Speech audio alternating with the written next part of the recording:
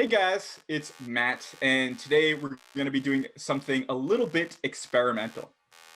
I am going to be walking you through an emotional transformation live with a woman who is seeing the world in one way, is having some sort of emotional stance with the world, and is not feeling great about that. And then by the end of this 2-hour session, her relationship with the world and how she's interacting with it is transformed. Now, I want to be confirmed. I am not a licensed therapist, and what you're about to see is not therapy, okay? It's just me who has an interest and a lot of experience making these sorts of transformations, running somebody through it. Now, not only are you going to get to see the transformation and exactly what I say and exactly how she responds and exactly the interplay between those two things, but you're also, I'm going to be narrating with my guest here what our thoughts are on the process, what I'm thinking as we're going through it, what Nathan is getting from it. And this is probably, if you want to learn this as a hobby or as a way to work with yourself, this sort of emotional transformation, seeing exactly how it happens and getting the internal dialogue of people who have run others through it is so powerful a learning tool. So I really hope you enjoy it. Now, just a little bit about Nathan. We met on Twitter because I was sharing some of these transformations I was running people through. And as I would share them, he would respond with these crazy drawings of what was going on in the transformation in their brain and in my brain and in our bodies and in the relationship between each other. And it was just very clear to me that he knew what he was talking about. It was one of those game recognizes game moments where it's very clear that he was catching stuff that even I didn't know was happening as I was going through these transformations. So we ended up talking, and I learned a little bit about Nathan's background and who he's learned from and some of the really quite intense jobs he's had. And it just confirmed everything I had seen about, okay, this guy really knows his stuff around counseling, processing, emotional transformation. So I want to give Nathan a little bit of a chance to share that background. And Nathan, would you be willing to just share a little bit about where you're coming from? Absolutely. And thanks again, Matt, for that intro. I just wanted to touch on about probably 3 things that I think will be most valuable when it comes to my background and my history. First of all, people care about your education. I have 2 master's degrees. One of those is in public administration. The other one is in social work with a certificate in healthcare finance administration. It's kind of the way my mind works, is that I do process things in these dual realities. And I've learned that that's become it's done me well, especially when I work with people, is because we process that way. We process ourselves through these multiple dimensions. And so one part of my brain is very much analytical. I very much love research. I love statistics. I love Excel spreadsheets, which is kind of geeky. But the other part of me is very much social work and very clinical. I want to nurture things. I want to hold things. I want to help people, facilitate people's transformation. So education is certainly important. Another aspect would be some of the jobs I've had, just because I love social work and went into the field because of this attribute. I've had tons of different jobs. I enjoy changing jobs. I enjoy doing something intensely for a couple of years, 2-4 years, and then moving on to a new project. And so one of the jobs that I had was for about 4 years. I worked with Volunteers of America PACE program, and that's end of life. That's geriatric social work. That's helping people to maintain themselves in their homes, in the community, instead of transitioning to a nursing home or something like that. But what priority for that position was just the work with the end of life and death and dying, and helping families, caregivers, helping participants navigate towards that door, and even holding their hands as they passed. And it was really intense for me, and it helped me not only professionally to grow, but just inside myself. Death has been a major archetype for me. And so just helping me with that stuff was an incredible blessing and a benefit. The other position I'll just kind of quickly highlight was that for about 2 years prior to the pandemic, or everything kind of getting locked down, I worked for emergency services, working a multi-county catchment area for hospitals, where you go into the emergency room and you deal with crisis. And this involves anything from self-harm to harm to others, to mental health issues, to addictions, to psychotic breaks, to substance abuse, addiction, stuff like that. And so those 2 years, what we had kind of been chatting about prior is like a job I had 20 years ago, where I briefly worked with Child Protective Services. They're not always the jobs that anybody's running out to grab, but they are intensely edifying, and you grow at exponentially grow because of the intensity. And so that's always kind of been my personality. That works for me. I want to overlay what I just shared with another story. When I was in grad school, it was my final year of grad work, 2006, and we had our textbook, and she told everyone they had to pick a chapter out of the textbook. It was the first time I'd ever heard of this therapeutic modality. The chapter I picked was Internal Family Systems. The chapter was written by Richard Schwartz. And so I read about it and I thought, man, this is fascinating. And at the time, Dick was running just a one-day intro to IFS up in Jersey. I was back east at the time. And so I drove up there, met him for the first time. And so I immediately signed up for at the time they had 3 levels of training. So I signed up for those. And at that time, Dick wasn't as busy as he is now. And so he attended all 3 of those. And he was one of the presenters. The first time I had the chance to work one-on-one with him, given my background, which a little bit more about my background is I had spent most of my life overweight, like significantly overweight, like 370 pounds overweight. And so the first time I met Dick and had a one-on-one session with him, I was almost crying. I just couldn't believe that somebody got it. That a therapeutic modality, if a modality was a pair of glasses, whatever he was looking through, I wanted it, because he saw things that people just didn't see. I mean, there are key aspects to IFS as a meta model. The other model, I've studied tons of models. So this isn't like, oh, I found this chapter. I've looked at a lot of different models. I think significant to that is that after this process, meeting Dick, starting those trainings, between level 1 and level 2 training, I lost all that weight.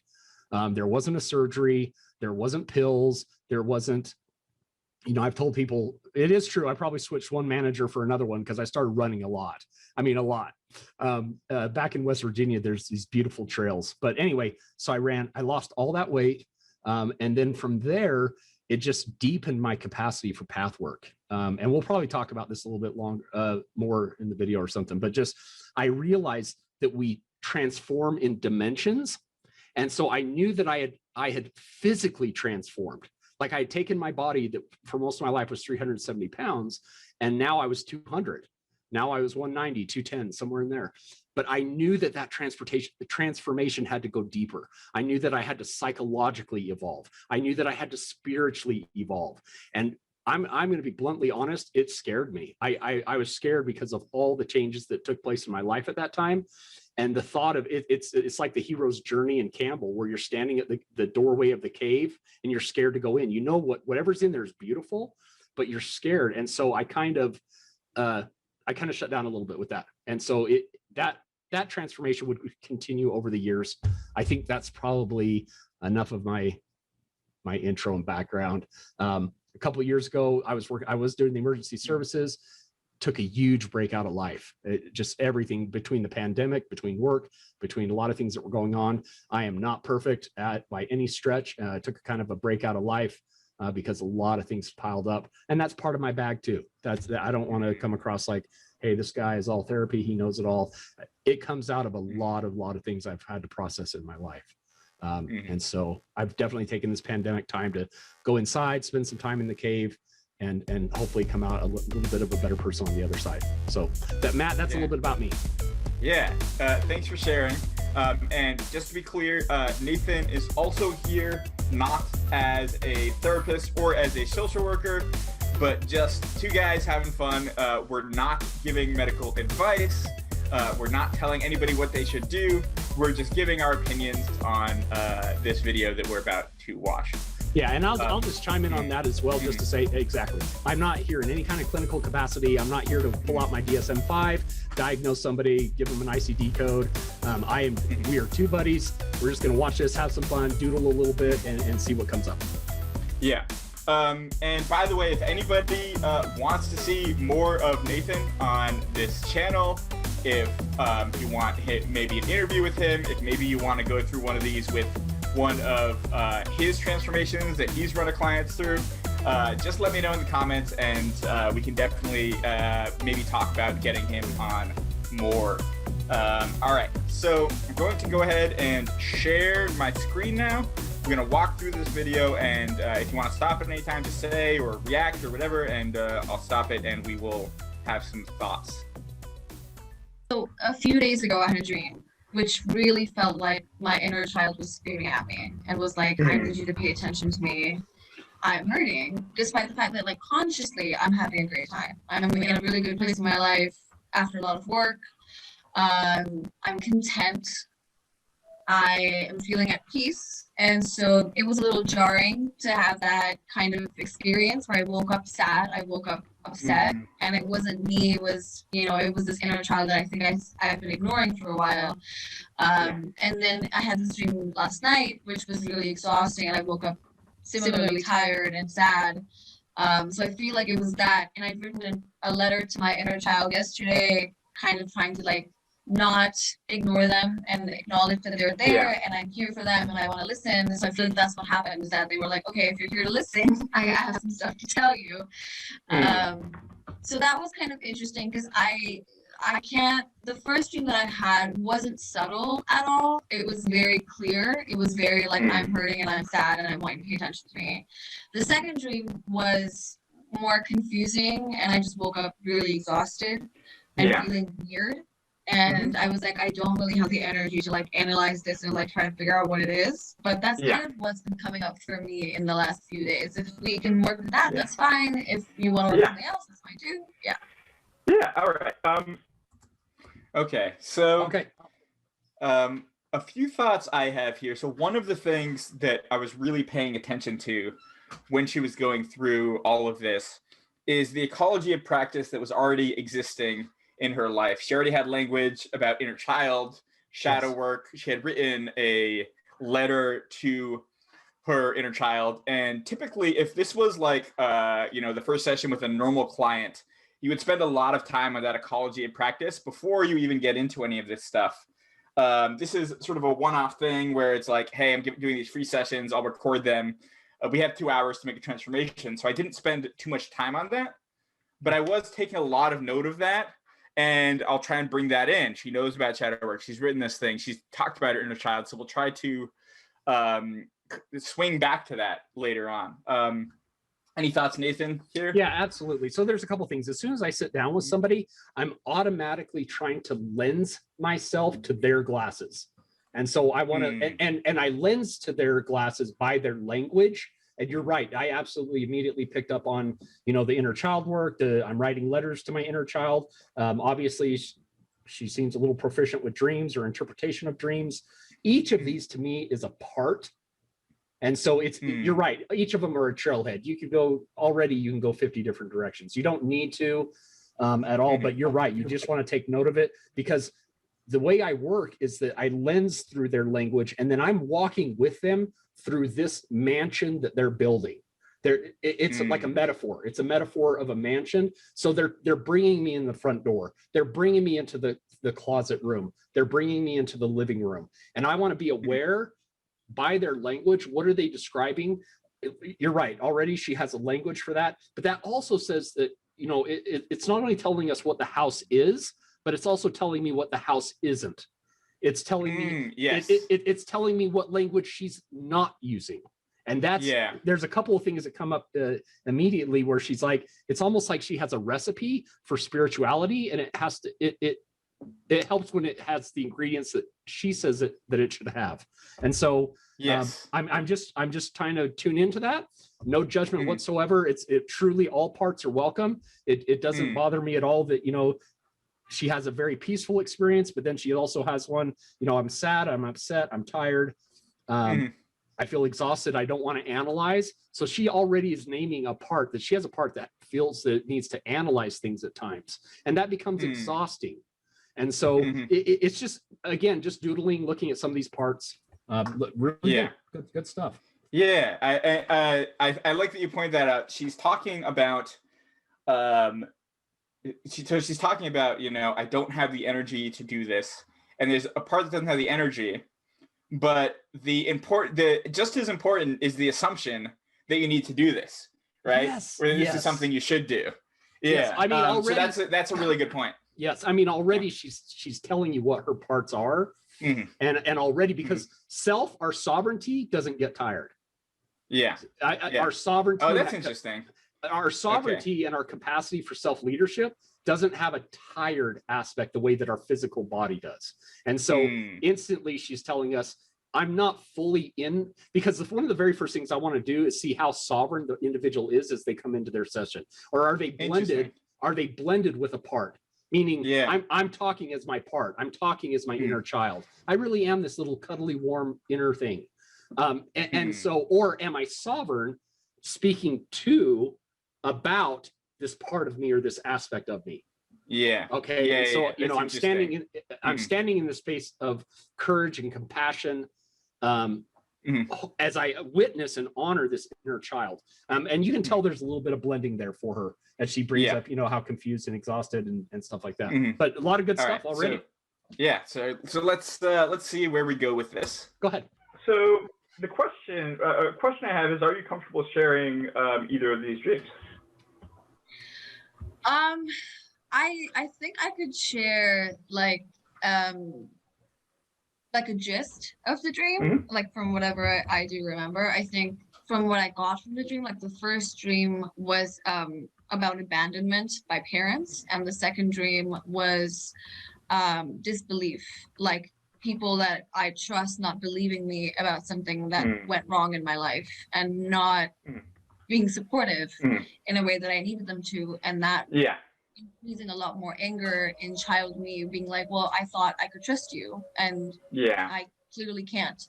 And I think both dreams were kind of about that. It was about like feeling like my trust was betrayed.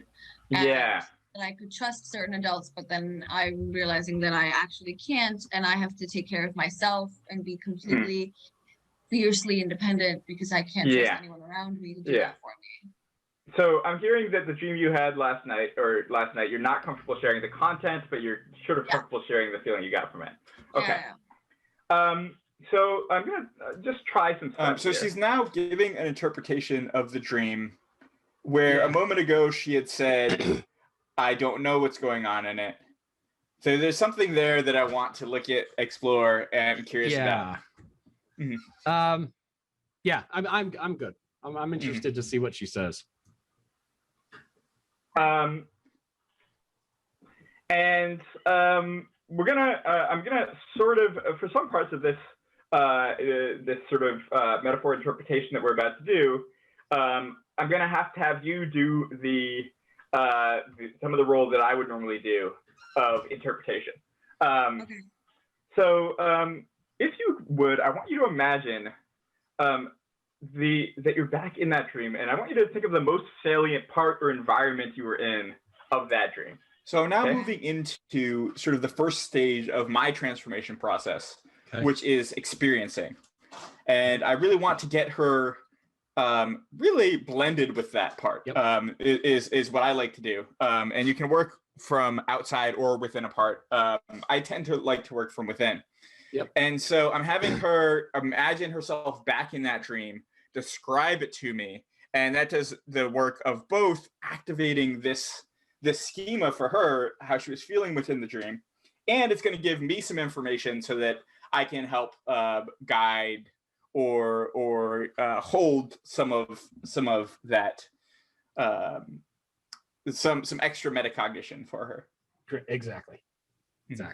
I think that when we go to work with people, you're right. You can work with, how do I say this? So you can work directly with a part. Absolutely. People will be blended and you're working directly with the part. Excuse me. you're working directly with the part of them that is blended. Ideally, they would be in their higher self, or they would be in their sovereignty, where many don't have that capacity. Matt, you would be that higher self for them. And so you're going to go in and you're going to go in and do exactly what you're saying here. She's going to be blended, and then you're going to try and help that, go through these steps that you're doing. So yeah, go ahead. It's good. Go ahead. And it may help to close your eyes here to really get in that, and it may not if you're not. It depends on how your brain works. Mm-hmm.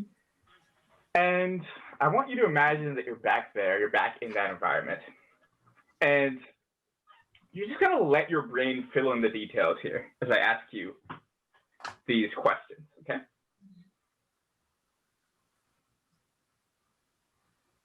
So where are you and what do you see in front of you is the first question. Okay. Should I answer you or? If you don't want to share the content, then don't answer, right? Okay. If you're comfortable with sharing that, then you're welcome to, but just I want you to fill in that detail. Yeah. Okay.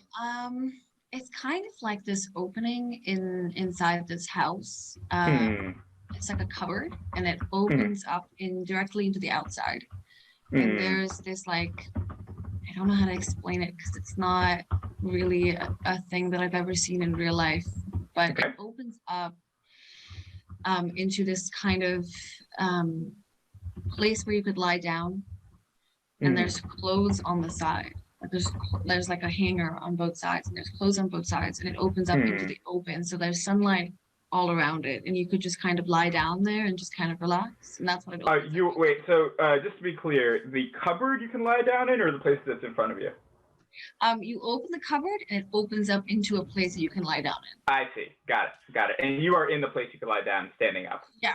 Mm-hmm. Okay. I climbed up onto there. That's where I'm at. Yeah. Got it. Okay. What's behind? If you look behind you. Oh. My grandma, actually. Because I think we're in my ancestral home, like where we go back home. So your grandma is also in this cupboard with you? She's behind me. Yeah, she's not inside. Like she's watching me from the back. Got it. So I'm having a little bit of trouble. So is there a back to this cupboard? I'm having a little trouble understanding this. No, I get it. It's such a weird. It's kind of hard to explain, right? It's kind of like a door, which looks like a cupboard, and then when you open it, it opens up to the outside. Yeah. I see. It's like a weird Narnia situation, Yeah. I'm getting it. Okay. Yeah. So your grandma's there behind you. In front of you is the room that you came through into this door. Yeah. What's above when you look up?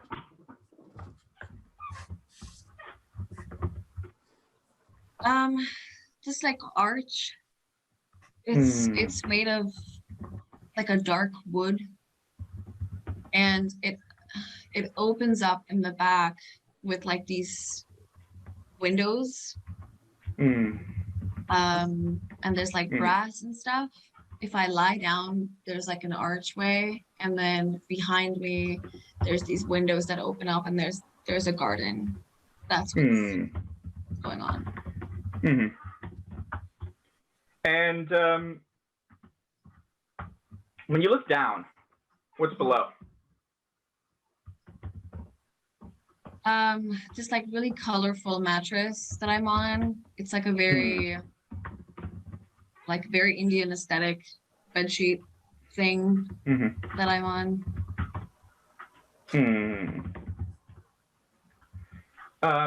What's left? Clothes, like all of my clothes on the side. So the way I'm asking some of these questions, I'm actually trying to bind extra meaning to some of these directions. If I said what's to the left, that might give left information than if I say what's left, right? Because that has double meaning, that has a metaphorical meaning as well as a literal meaning. So that's just something that people might not be picking up on that's happening here. like coats and stuff that I have from that wouldn't work actually where I am because it's not cold where I am, but I have a And what's right? Again, what's right? clothes. Double meaning to that. Clothes here, clothes here. They like surround me. The weirdest. None of this makes any sense to me. Doesn't make sense. So, I wish I had. Let me get a piece of paper.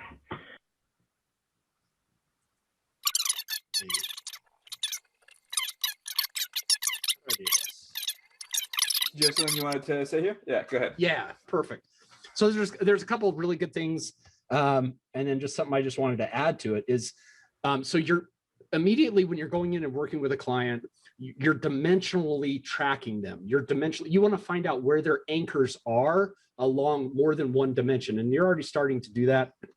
I don't know how well this is going to even show. You're gonna have to bring it right up next, right up to camera. Yeah, there we go. We're starting to see a little bit. Okay, so you're starting to see some multi-directional arrows. Okay, and then down at the bottom, one of the metaphors that I really like to use for myself is just the metaphor from the movie Stargate when they're putting in. Have you seen the movie Stargate? It's gonna be a long time ago. It's an older movie. Kurt Russell, James Spader. Anyway, they have this portal that they can walk through, and there's these symbols that they have to put into the portal in certain positions to have them go wherever they're going to go. And you need like 7. So the point is just that when you're going in and talking to her, not only are you asking, what is it that you see, but what is the meaning of those things? Meaning, if she's seeing her grandmother, what does it mean that she's seeing her grandmother? And more implicitly stating, well, what does she represent? Her being there, what does that mean for you? It's almost, she went right into a fairy tale story, which was interesting, kind of the Lion, the Witch, and the Wardrobe, how I get to open up this magical, wardrobe thing, and I'm transported to another, parallel space. And so this is important because as you're tracking people dimensionally, and these anchors, these are the same anchors you're going to have to work with to transform and to move. Yes. And so if you go to move somebody and they're still tethered to a certain rope or a certain belief or if they're still anchored to a space on the mountain, it's going to be really hard to move them, or after the session, that rope will yank back. And so you're doing great. It's just, you're naming each other. Okay, so then what are you seeing?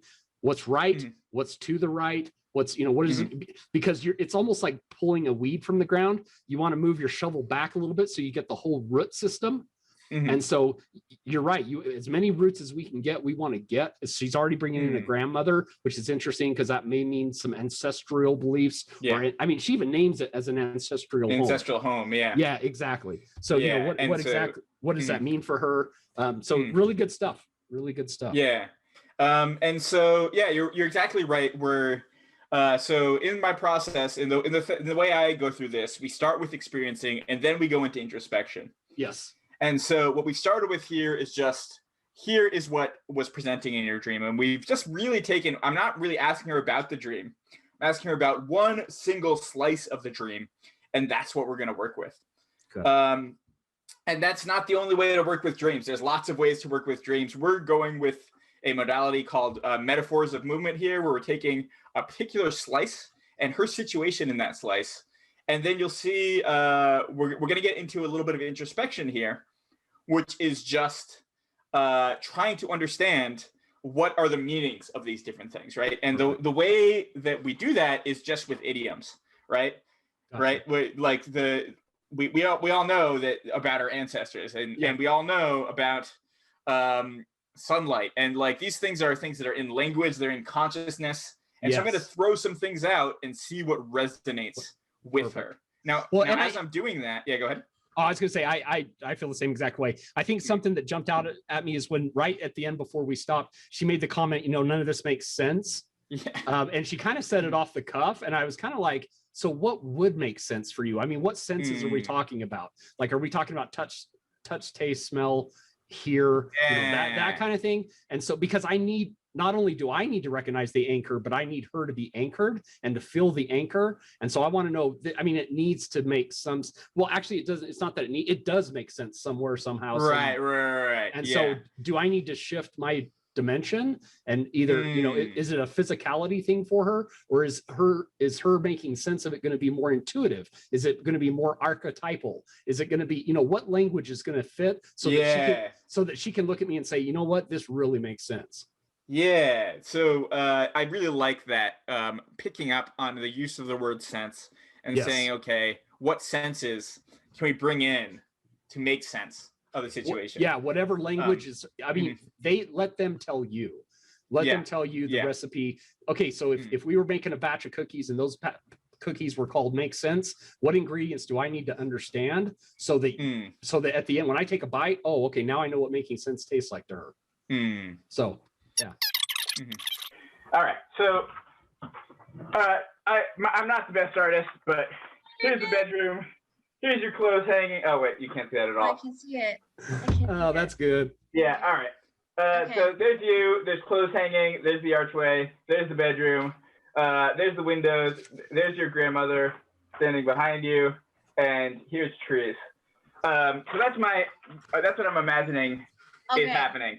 Okay, you know what? I can draw it for you too. Hold on. Oh, excellent.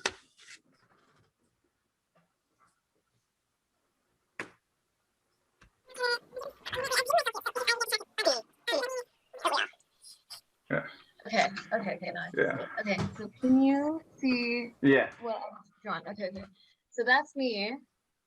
And this is like this archway thing, and it opens up, and it kind of like folds out this mattress thing, and these are the windows, and the clothes are hanging to the side over here. I see. Yeah. And so when I lie down on here, I see this archway, and then behind me are the windows, and behind like that, that's where this is also like an open space. So there's like the forest is back there where I see it through the windows, and that's me. And then behind me is my grandma, like here, like she's here. Oh, okay. And what's behind your grandma? Like a wall. Like it's just Like a wall. Got it. Yeah. Okay. Got it. Okay. Wall. Yes. Yeah. Okay. So in front of you.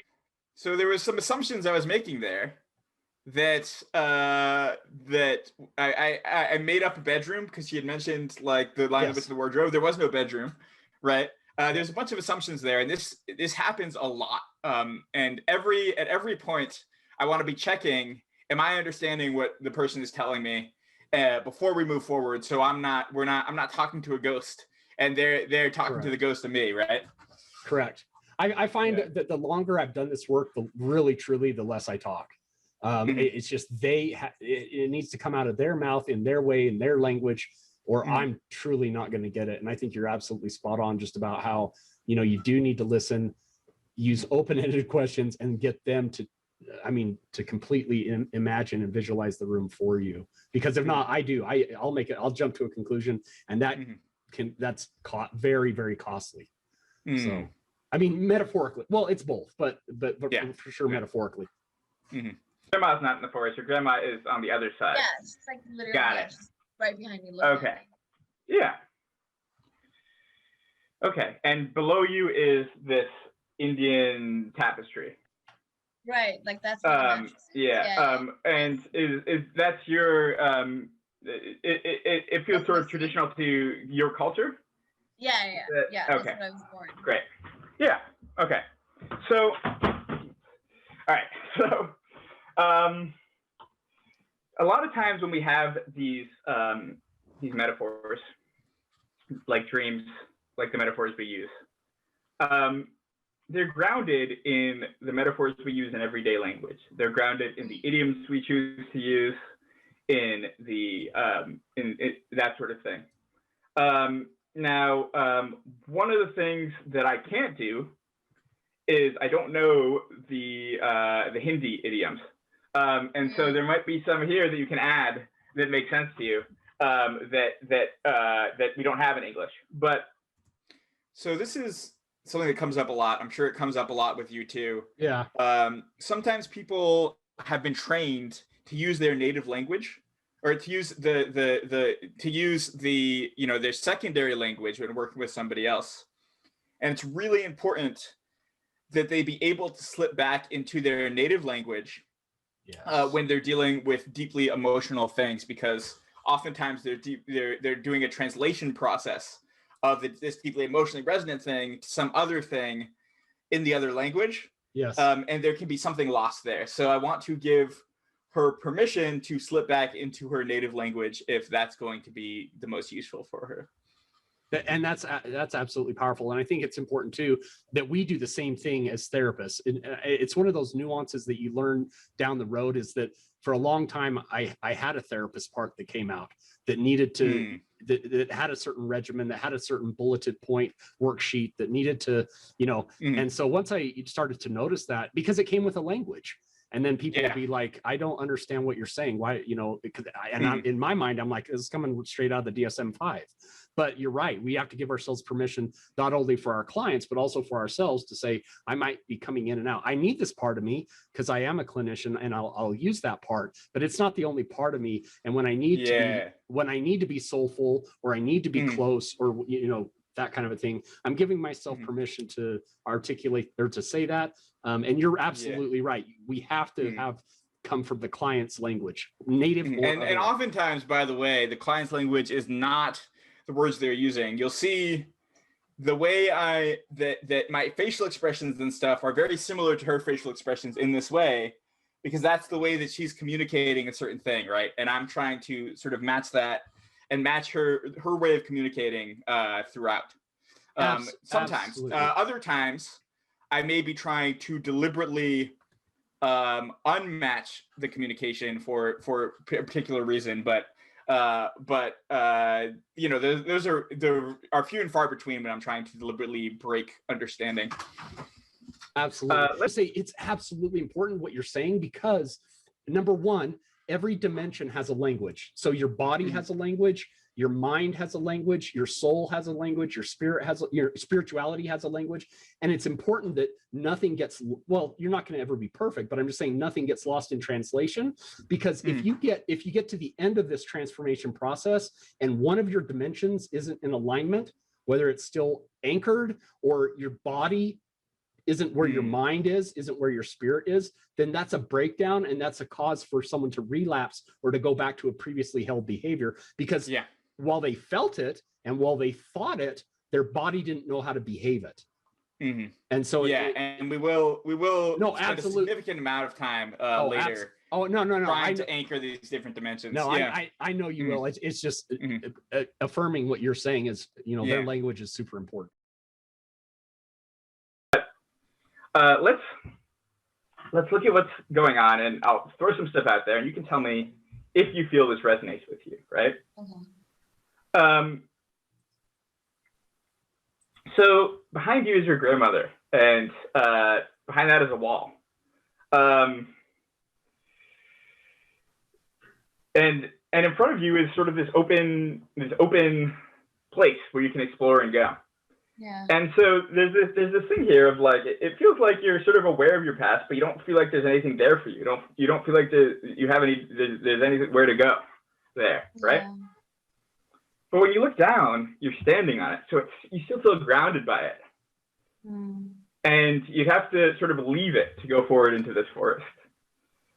So does any of that, as I'm saying that, does any of that resonate with you and what you're feeling?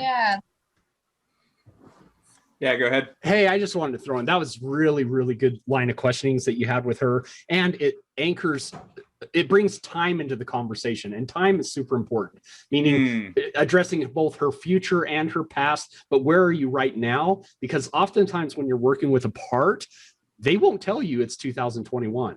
They'll be like, no, it's 2008, or I'm not saying this is in her case, but I'm just saying that sometimes when you're working with these parts, it's interesting where and when they are, not as important as how they are and all that kind of stuff. Yeah. And so, you jump right in there, and it's smooth. It's a very smooth transition to where, hey, what's behind you, what's in front of you, and tell me about where you're standing right now. And it introduces this concept of time, whether she's aware of it or not, you're aware of it. And so that's super important, really important. Good placement of questions. So these directions often have meaning. They're not all the same meaning for every person, but there are some patterns you can find. Oftentimes in front of you is the future, behind you is the past, where you are is the present, right? Right is what's right for you, left is what's left for you, right? These are often meanings. And so as I'm checking here, I'm not assuming that any of these are the meanings, but there's sort of three processes, I think, going on when you're doing metaphor work. One of them is you are discovering meaning that was already there, right? So I'm just checking, hey, this is resonating. You had this dream. This was what your subconscious was trying to tell you, right? Secondly, is that you are actually binding meaning that was not there.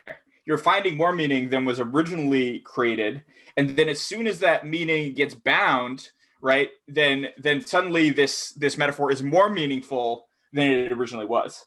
And I think that's also another thing that's happening here, is that there might be something that maybe that meaning wasn't originally intended by the subconscious mind, but as soon as we suggest it, it's like, that makes so much sense. And it gets bound, and then we can work with an even more rich metaphor. That's good. And then the third thing that you're going to see happen a little later is that as this meaning gets bound, and we work with the metaphor will actually change to incorporate even more meaning than it originally had. So the original image will begin to shift as we look at it and work with it to be even more meaningful. So we'll see all of those three things happening as we go on here. Wow, that's really good. You have a lot I was just going to say that's really good. So yeah, go ahead. I'm very much looking, at least where I'm at right now in my life, I'm very much looking forward to the future and trying to step out. So that's yeah.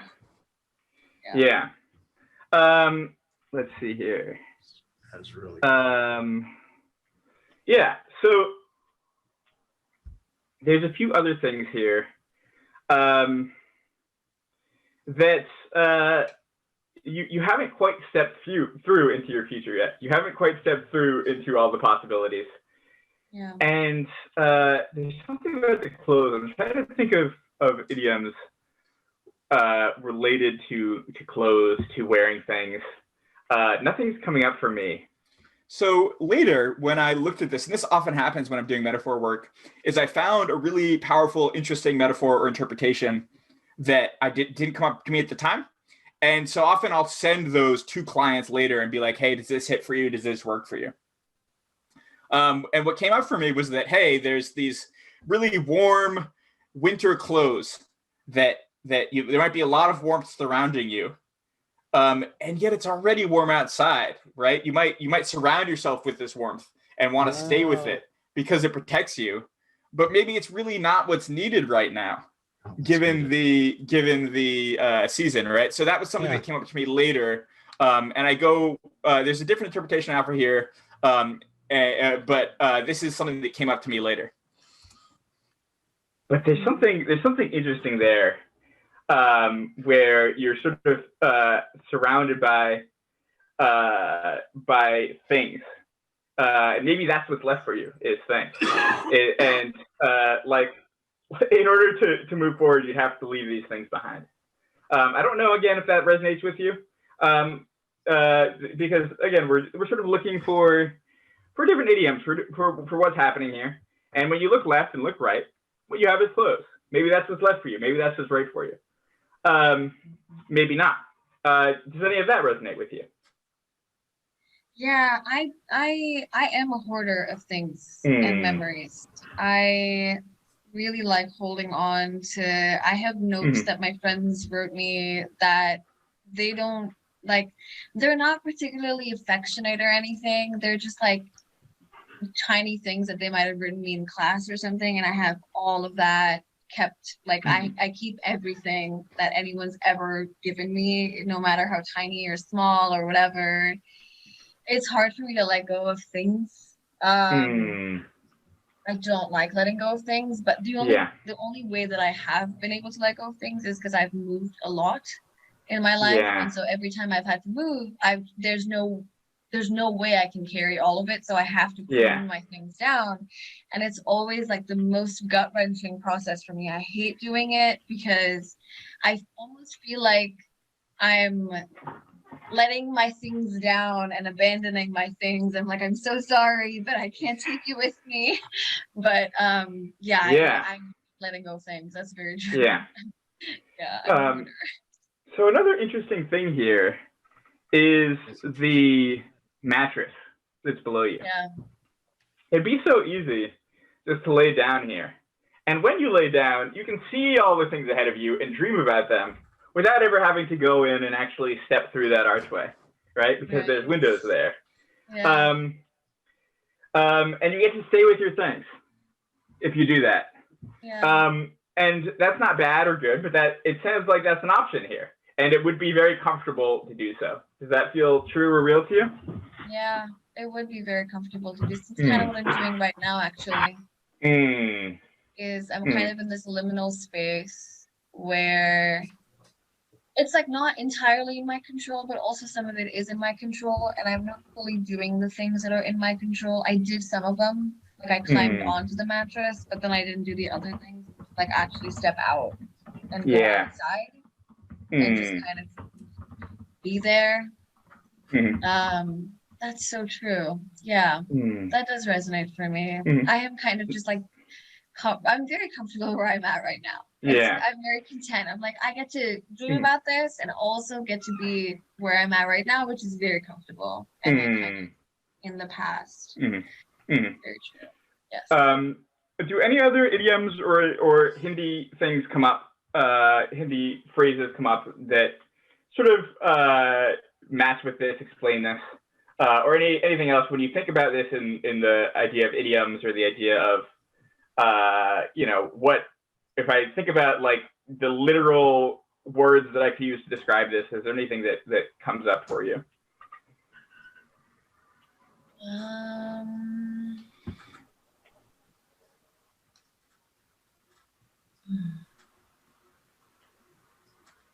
think so. I think you did a good job of translating what I was thinking. Once we drew it out, that was actually very helpful.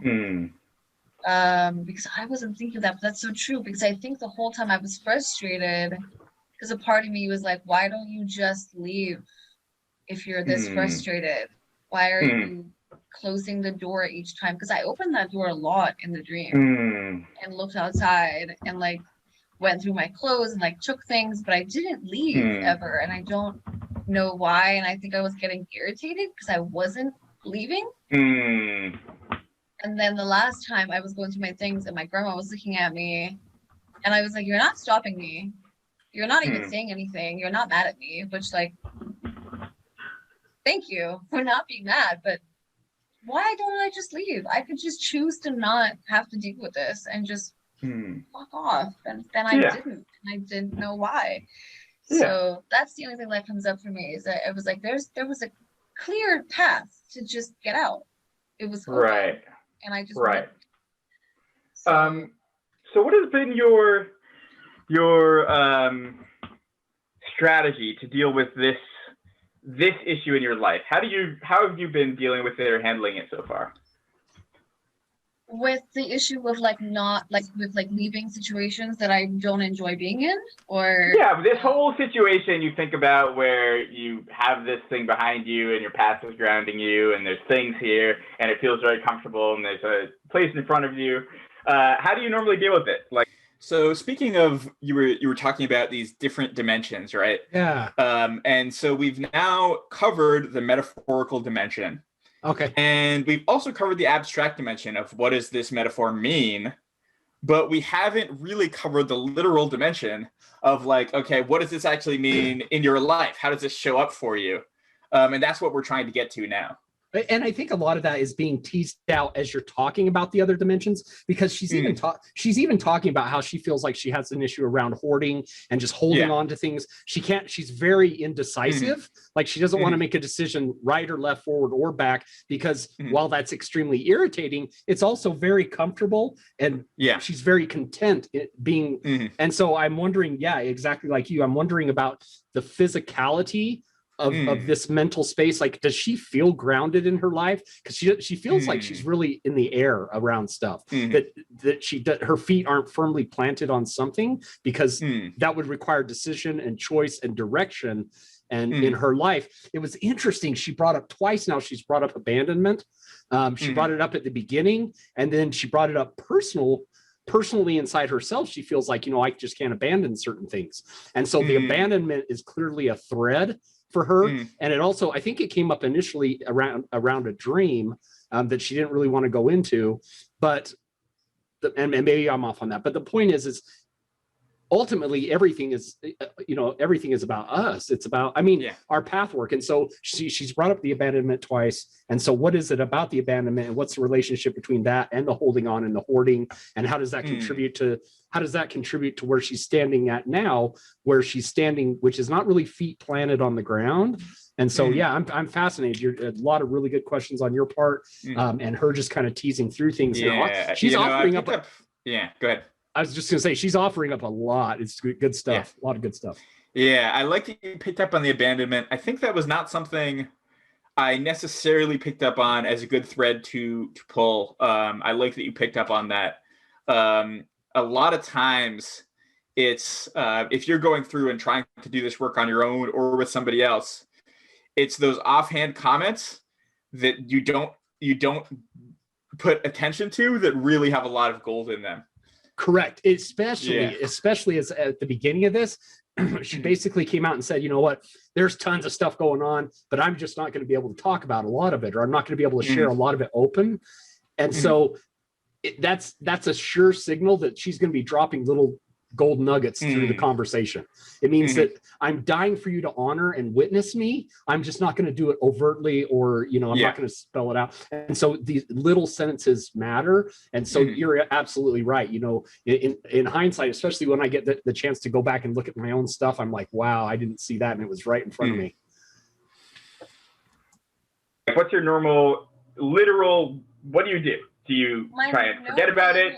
Is that I have actually run far away from the situation that I don't enjoy. I have gone as far away from it as possible. I have gone 8,000 miles away from the situation and not thought about it at all. And anytime the situation would give me a call, I would just not have to deal with it. And so because I was so far away, I could just be like, no, thank you, and then cut the call and then not deal with it and not think about it.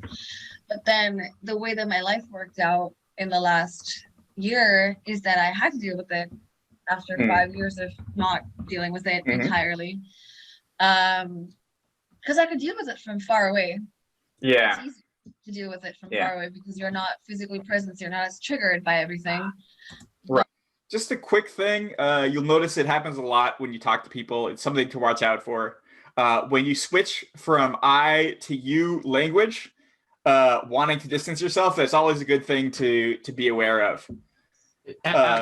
Absolutely. Yeah, it was interesting, that she had to run so far away from whatever this was, 8,000 miles. But the fact that you don't have to deal with something is dealing with it. So it in reality, inside the mind, because the mind doesn't work with the same properties that we do in physicality. So in the mind, it never left. In the mind, it's been there the whole time. And so that's really key. And it's so interesting that she brings up the phrase, I'm 8,000 miles away. I'm not physically triggered. So she's very disembodied about it. She's very not in herself about it. And so the fact that she brings up, these other things around being frustrated, but she's, content and comfortable in this quote liminal space, limbo. And I don't have to deal with the physicality, which means to me something physical happened. I mean, I guess we're not diagnosing or anything, but yeah. And so it's interesting. Those little phrases mean a lot. Yeah. And again, you can see that mirrored in multiple aspects of communication. She's saying it, but also the way she's using language is showing it. If you switch from, well, I was feeling this to, when you do this, that's giving you that space from what you're feeling by pretending it's about someone else, or by talking as if it's about someone else.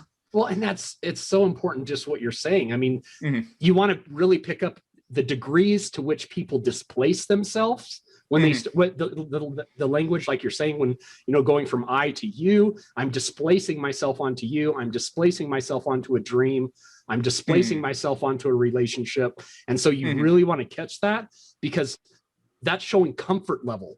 If I can say I'm pretty comfortable in my space, I'm pretty sovereign.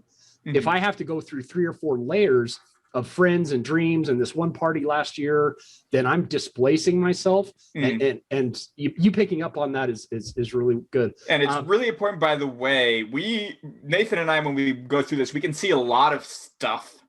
Yes. That doesn't mean that it's always the right time to bring it up to the person who you're dealing with. They're not always ready for that. It's not always the right place. It's just information, but it doesn't always need to be present at the moment you recognize it.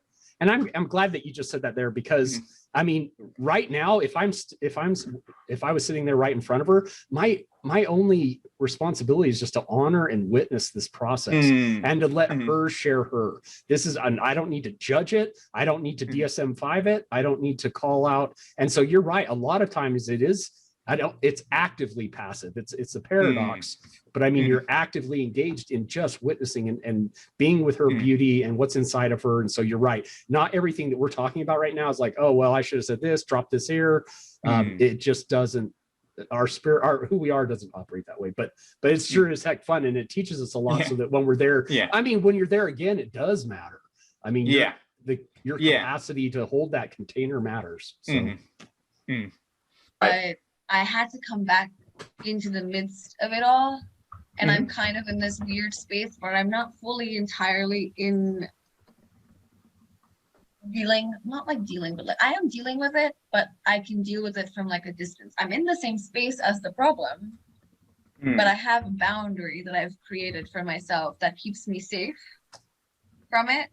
So it doesn't impact me and I can deal with it objectively, which is, I guess, that mattress space of like, I can't leave right now because I'm in a situation where I can't, which is the pandemic. Right.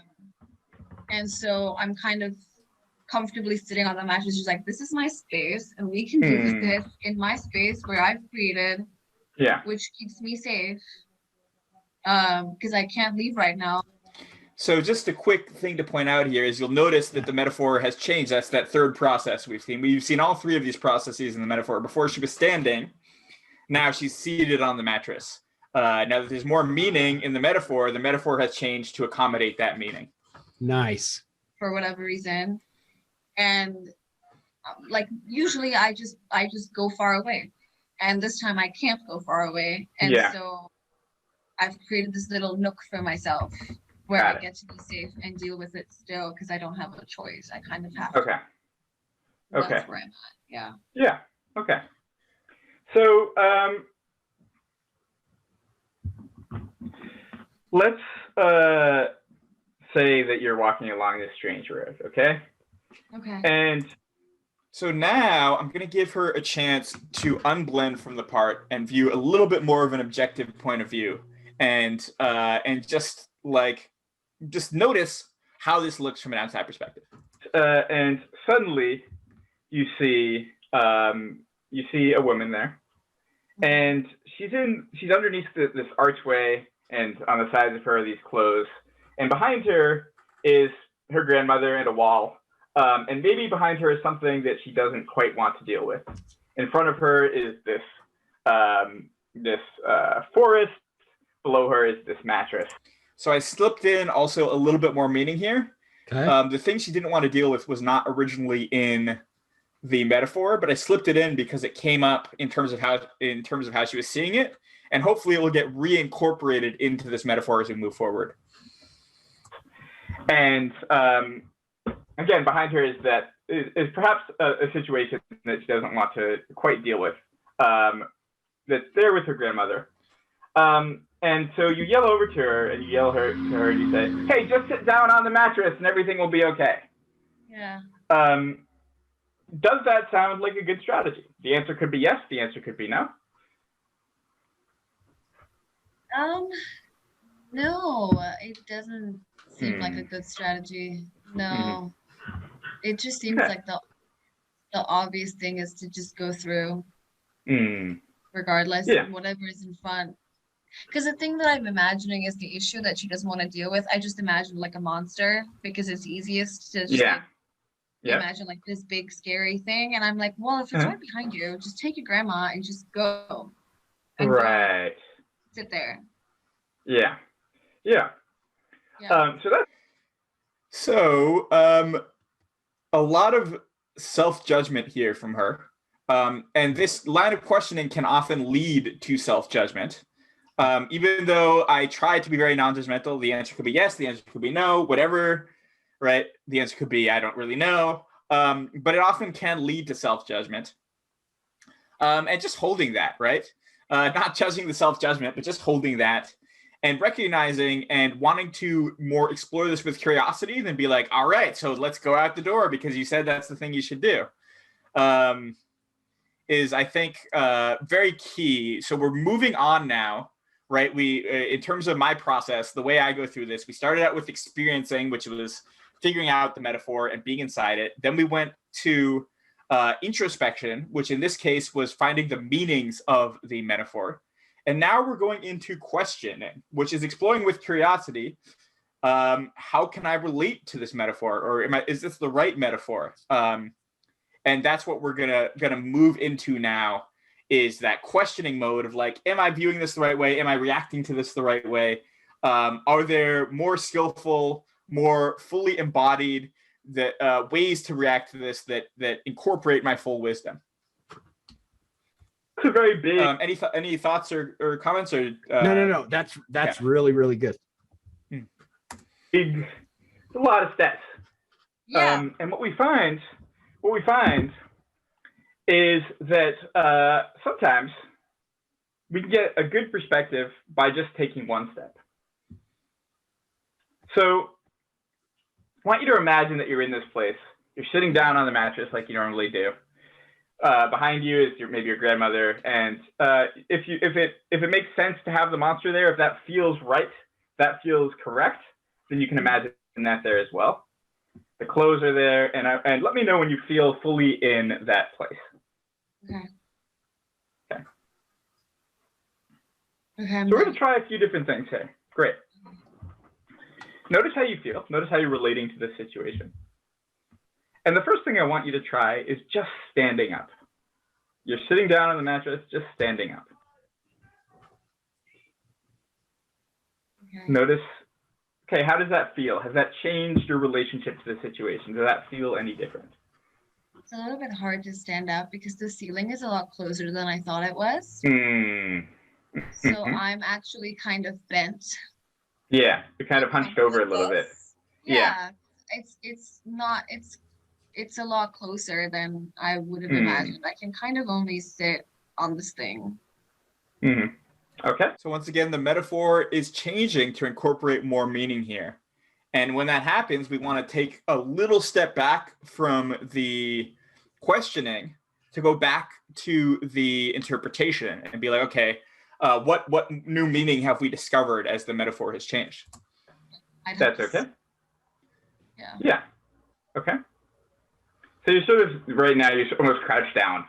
Yeah. Yeah. Okay. So another thing here that then comes up is maybe you feel a little bit trapped in this situation, right? Yeah. Yeah. Maybe you feel like you can't stand up for yourself. That's really good. Yeah. I do feel like I can't because there are other people involved Yeah. that, yeah. Yeah. I do have this tendency to make more space for other people, even if that means less space for me. And last year was the first time that I was able to ask space for me while it came at the price of someone else's space and their needs. I was like, well, I have needs and hence give me those things. And I think that might be the nook that I created, which I thought was maybe enough, but I need them to work harder to give me more space to stand up. Because I'm doing the best that I can with what I have, but I can't stand up fully in this space either. So I'm going to try another thing here. And I have a suggestion for you. Okay. And my suggestion is to grow up. Okay. So once again, I am That's going to excellent. explain that in a second, but I'm trying to blend the literal and metaphorical meanings of the word grow up here so that the meaning gets bound to this. So I pause here and I say, I want you to grow up. And it's like, what? What'd you say to me? So that meaning gets bound, and then I'll explain what that means in a moment. Well, and that's really good too. I mean, a lot of the questions that you're asking, a lot of the metaphors you're tightly weaving in with her story, and you're going in, inserting yourself, and we're starting to play with my language, play with the anchors, maybe start to undo some of the anchors so that we can transform and move into this new situation. I love that, it feels like you can't stand up for yourself, trapped in the situation, feels like maybe you've outgrown the situation. Just a lot of well-placed comments. And I do like the fact that you said, maybe it's time to grow up, because sometimes you want to test the clinical tension that you have with the client. You want to see how, because in a little bit, I don't know if you ever saw the movie Jumper, but it's kind of like maybe one of the metaphors that I use is you're getting ready to jump. You're getting ready to transplant yourself on the face of a mountain. So we're going to undo a bunch of anchors, and then we have to re-anchor. And if you don't test that a few times and say, hey, maybe you just need to grow up. If she completely has a meltdown, then you're like, hey, okay, well, that wasn't so wise. But that doesn't happen. And so you're like, okay, it's okay. When you've built a critical mass of that trust in a session, you can yank a few times. You can yank on the rope a little, and let's test how strong this rope is. Yeah. So I'm just saying it's a very well placed. I like, hey, maybe you just and that's we were talking a little bit about being with their language, right? And this is one of those times where I'm testing, can we break it a little bit? Can we do a little state break here? Yes. And see what happens. Yeah. Yes, perfect. Okay. And grow up and up and up until you break through that space, because no one else can make that space for you. The grown-up thing to do is to grow up and to make that space for yourself. And you don't have to, this is just a test for just trying this one little step. Try to grow up and up and up until you can break through and make that space for yourself. Until that space becomes bigger. All right, maybe you break through the ceiling and you do have space to stand up for yourself. And just notice how that feels. I feel strong. Like, I don't need you. Yeah. I didn't actually ever have this like strength and power. I feel powerful.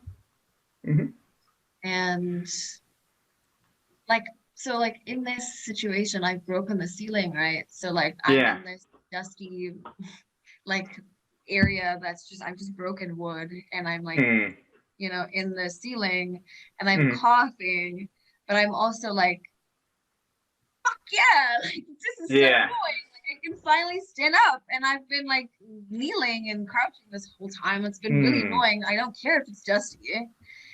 This hole is your problem, and I need to stand, and I will make a bigger space if I need to. This was not even enough in the first place, so this is not my fault. I did what I needed to do. Yeah. Okay. Feel that for a second. Notice how that feels. And then you're just going to rewind back to where you were sitting. The ceiling is back where it was. And you're going to try this. You're sort of kneeling, you're crouching down. Just notice what it feels like to take a step back towards your grandma.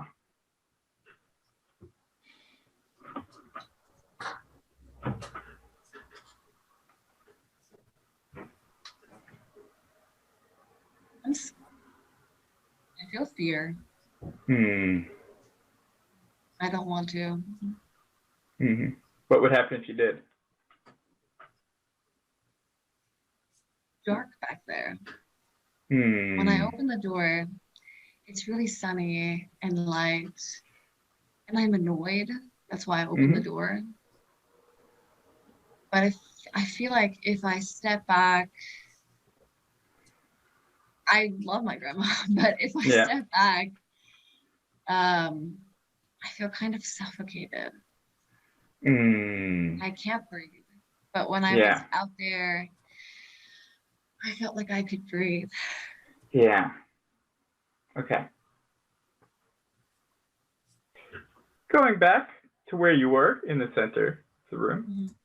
So we're not making any changes right now. We're exploring with curiosity the limits of changes we could make and getting new perspectives literally on the situation, right?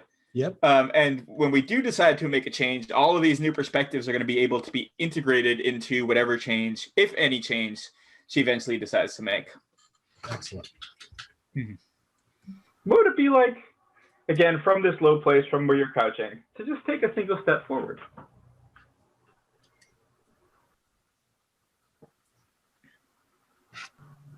I feel curious. Like I can see a little bit more of the outside that I was trying to see. And my eyes are like wider. And I'm like not comfortable, but I'm closer to being comfortable. Yeah. And that's good enough for now. Like I can see a little bit more outside, which is kind of exciting. So I'm like, oh, I didn't know there was a tree there. That's cool. Yeah.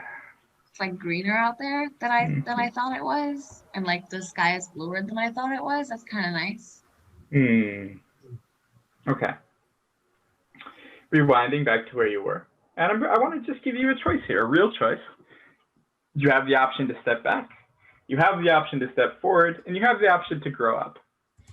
So looking back at this, I really, if I could go back and do this again, I really would also give her the option to just not move at all, to just stay where she is. Because I think otherwise it's not a full, complete choice. But it ended up working out well. I sort of knew that she would want to do one of these actions, but I think it's really trust building to say it's okay to stay where you are. And it really puts your system at ease. Yeah. And so I would have done that if I could. What would you like to do in this situation?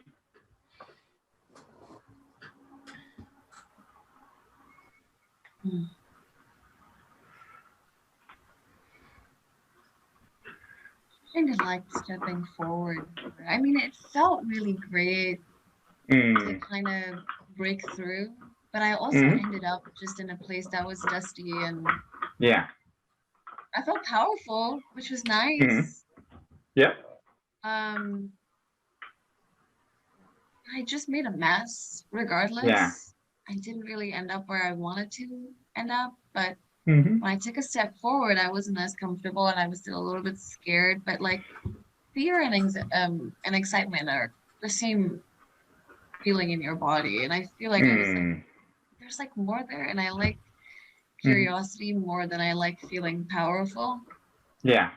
Okay. And I just like, really want to see what's out there. So I think I would pick stepping forward. So I want you to allow yourself now to actually do that, to make that change in your mind. You're just going to take a single step forward from your situation where you are now. Like you said, from that position, you can see a little bit more possibilities. You feel a little bit of fear, a little bit of excitement, a little bit of courage. And just let yourself feel that now for as long as you want to or need to. And let me know when that feels integrated, that feels ready.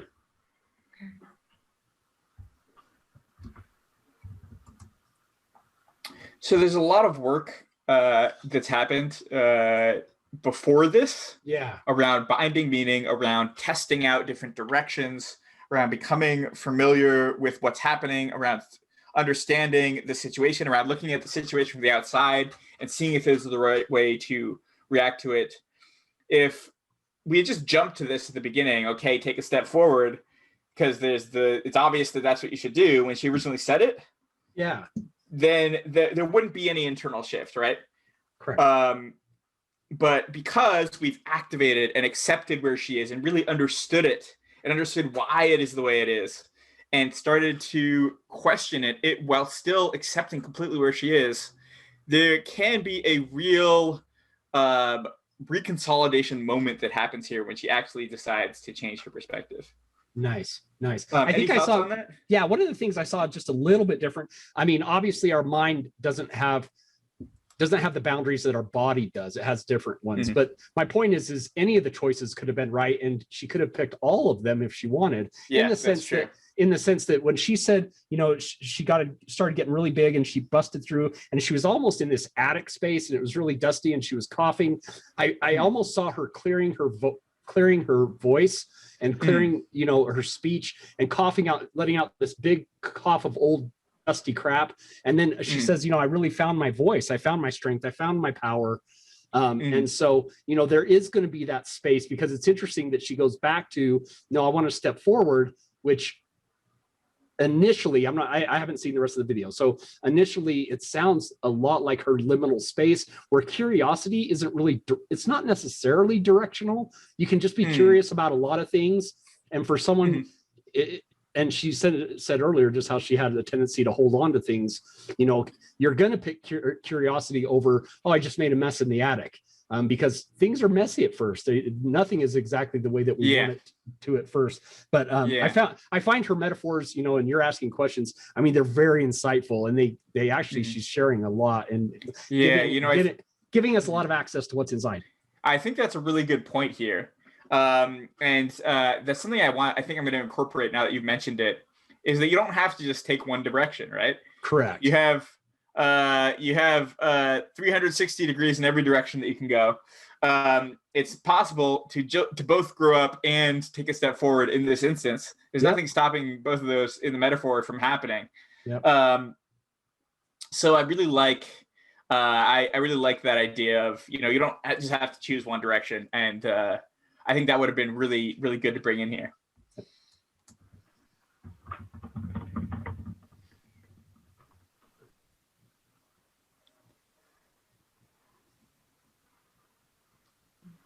I'm going to talk through it a little bit, because it helps me imagine it a little bit more. Oh, and just by the way, so we've now moved, I'll probably share this when I edit the video. In my process, right, we started with experiencing, where we were getting the metaphor, and then we went to introspection, where we were understanding the metaphor, and then we went to questioning, where we were exploring the metaphor, and we have now moved into more like dialoguing or challenging the metaphor.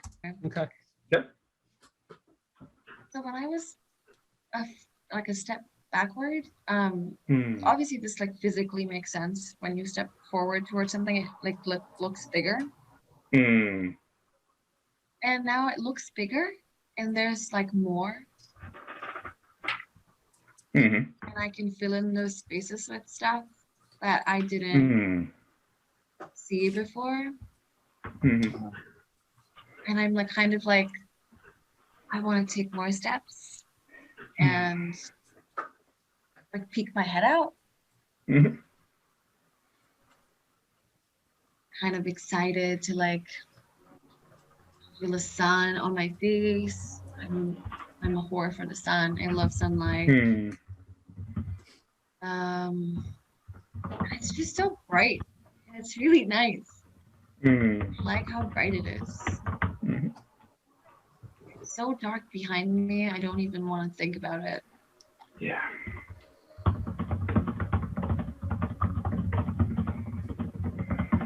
Yeah, I think it feels integrated now.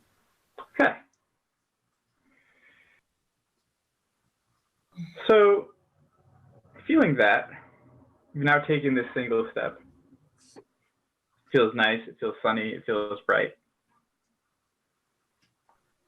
Coming back now and thinking about this situation in the literal rather than metaphorical way.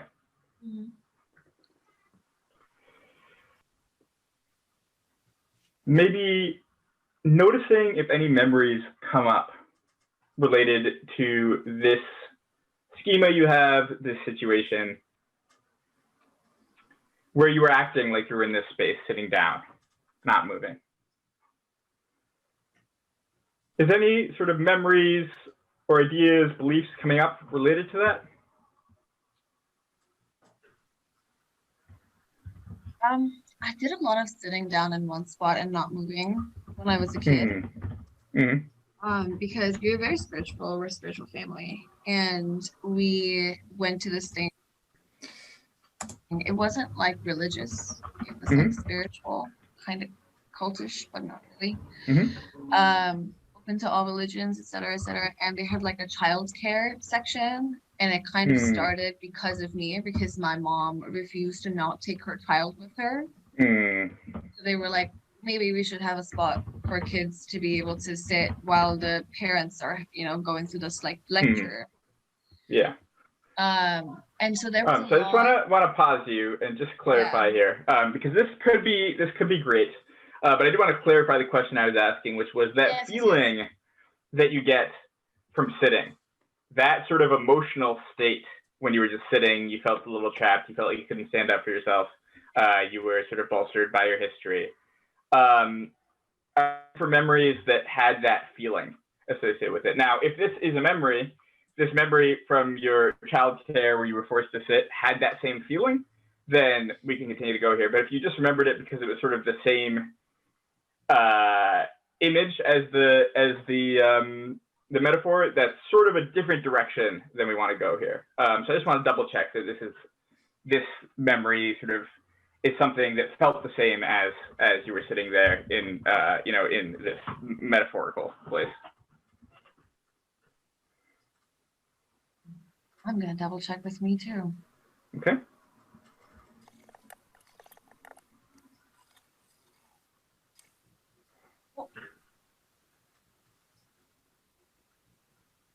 Sorry, I just kind of zoomed out. It is kind of the same feeling, but not as intense as That's okay. the dream. I feel like I have another memory where I feel more intensely trapped. Okay, let's go with both of them then. Let's start with the more intense one. Is it something you're comfortable sharing? Yeah, it's silly. It's fine. So I've been a dancer since I was 3. My body movement and stuff. So I'm very comfortable with my body. But when I was in 7th grade or something, my mom really wanted me to learn karate. I did not want to, and I did not care for it. I mean, I would have liked it. I liked the concept of martial arts, but I hated where I had to go to learn it. And this is interesting to me because the dance class was literally right opposite the karate class. It was in the same building. It was literally like the apartment next to the other, like it was right next to each other.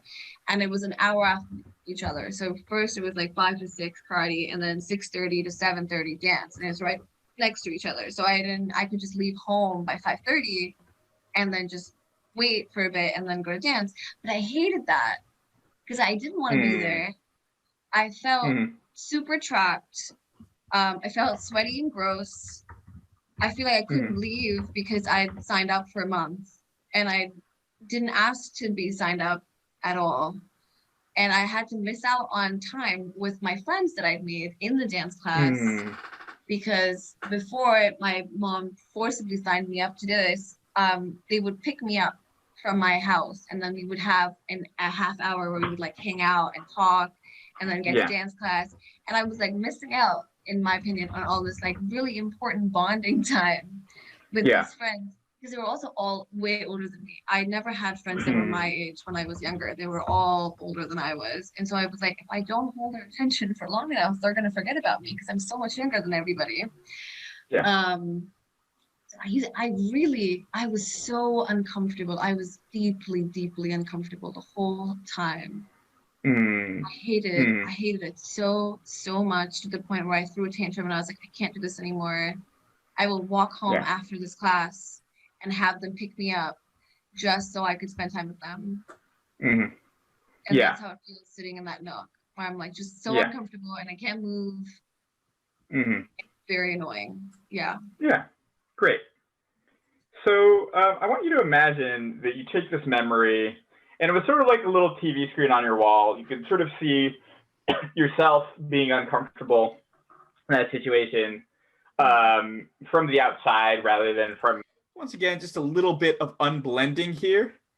So we can work on this from a little bit of a dissociated perspective. From your eyes. Just watch through it a few times. Notice the feeling of it. Notice what it looks like. Notice what you notice in the memory. And let me know when you've done that.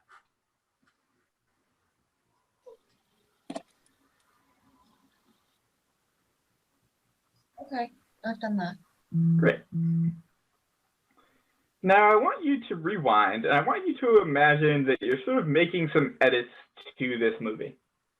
Okay. And I want you to imagine that the Miss G, the younger you, in that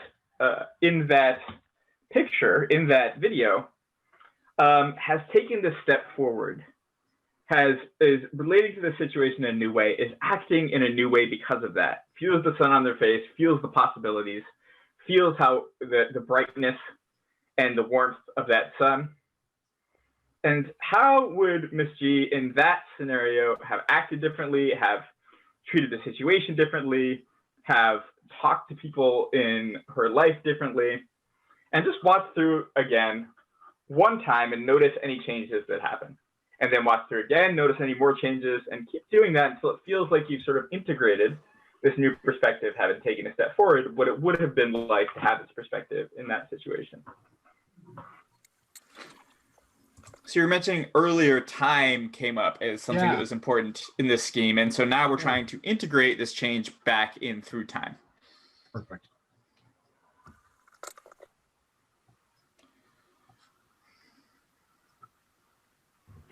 I'm having trouble doing this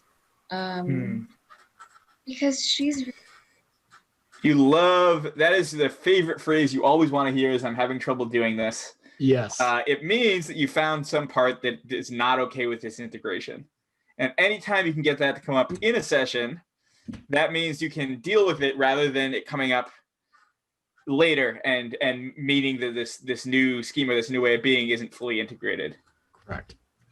I'm really scared of like a retaliation. Yeah. Yeah, that makes a lot of sense.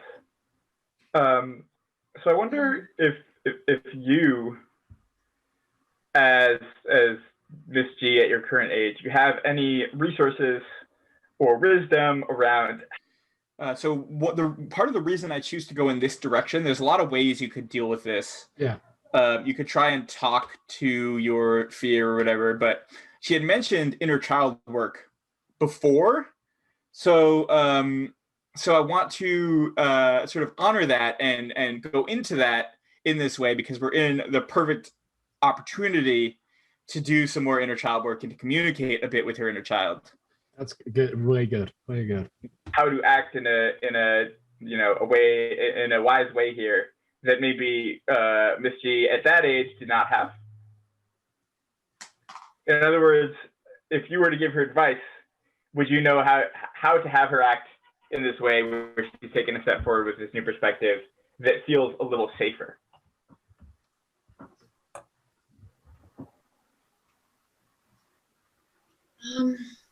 I think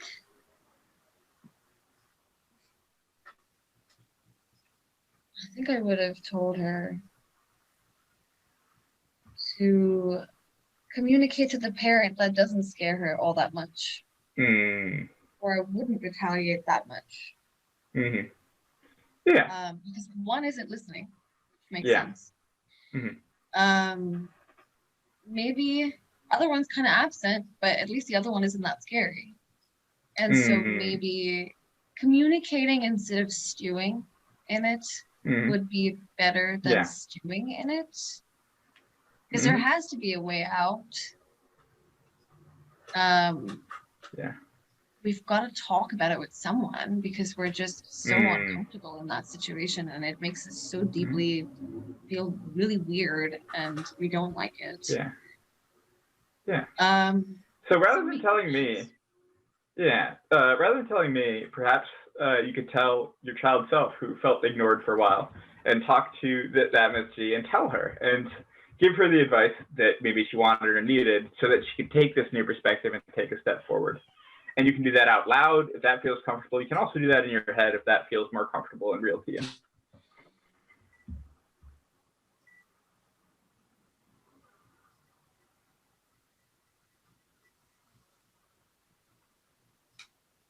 Note that it doesn't have to be just talking. You could give her a hug if she needs it, and comfort her in other ways. Note your tone of voice.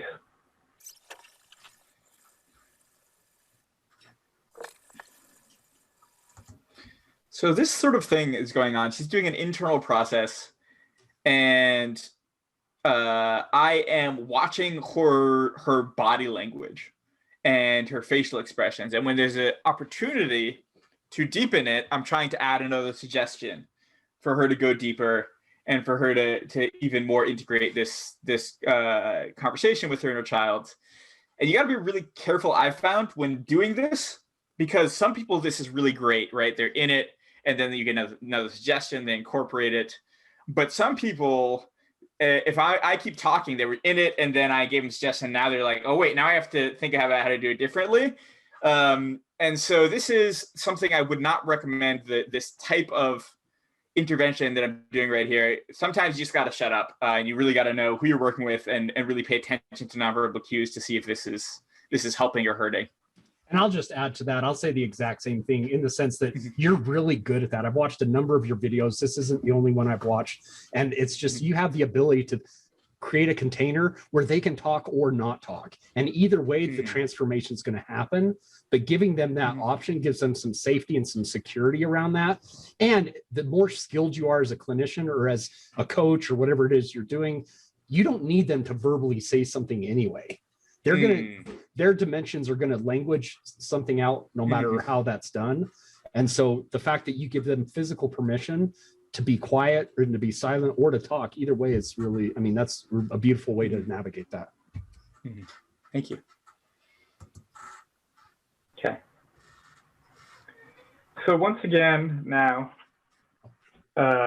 with her new perspective, watching through that video, watching how she would approach the situation differently, continuing to do that until that feels integrated into what this memory could have been. And now I want you to step into that memory as if you're re-experiencing it, but this time with your new perspective and your new actions. And let the younger Miss G experience what it would have been like to have this new perspective and these resources that you have now. Okay. And you're going to step out again. Leave that on the wall, knowing that you can step back into that whenever you want. And I want you to bring in this other memory that felt like you were trapped. Put it on the wall beside this memory. Watch through it once. Notice what you notice as it was. And let me know when you've done that.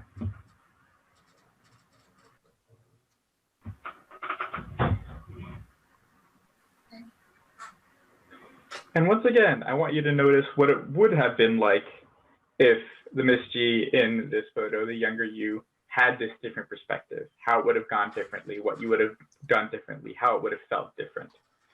So what is the language, Nathan, that you used around the type of work we're doing now where we've had a transformation and we're bringing it into different dimensions?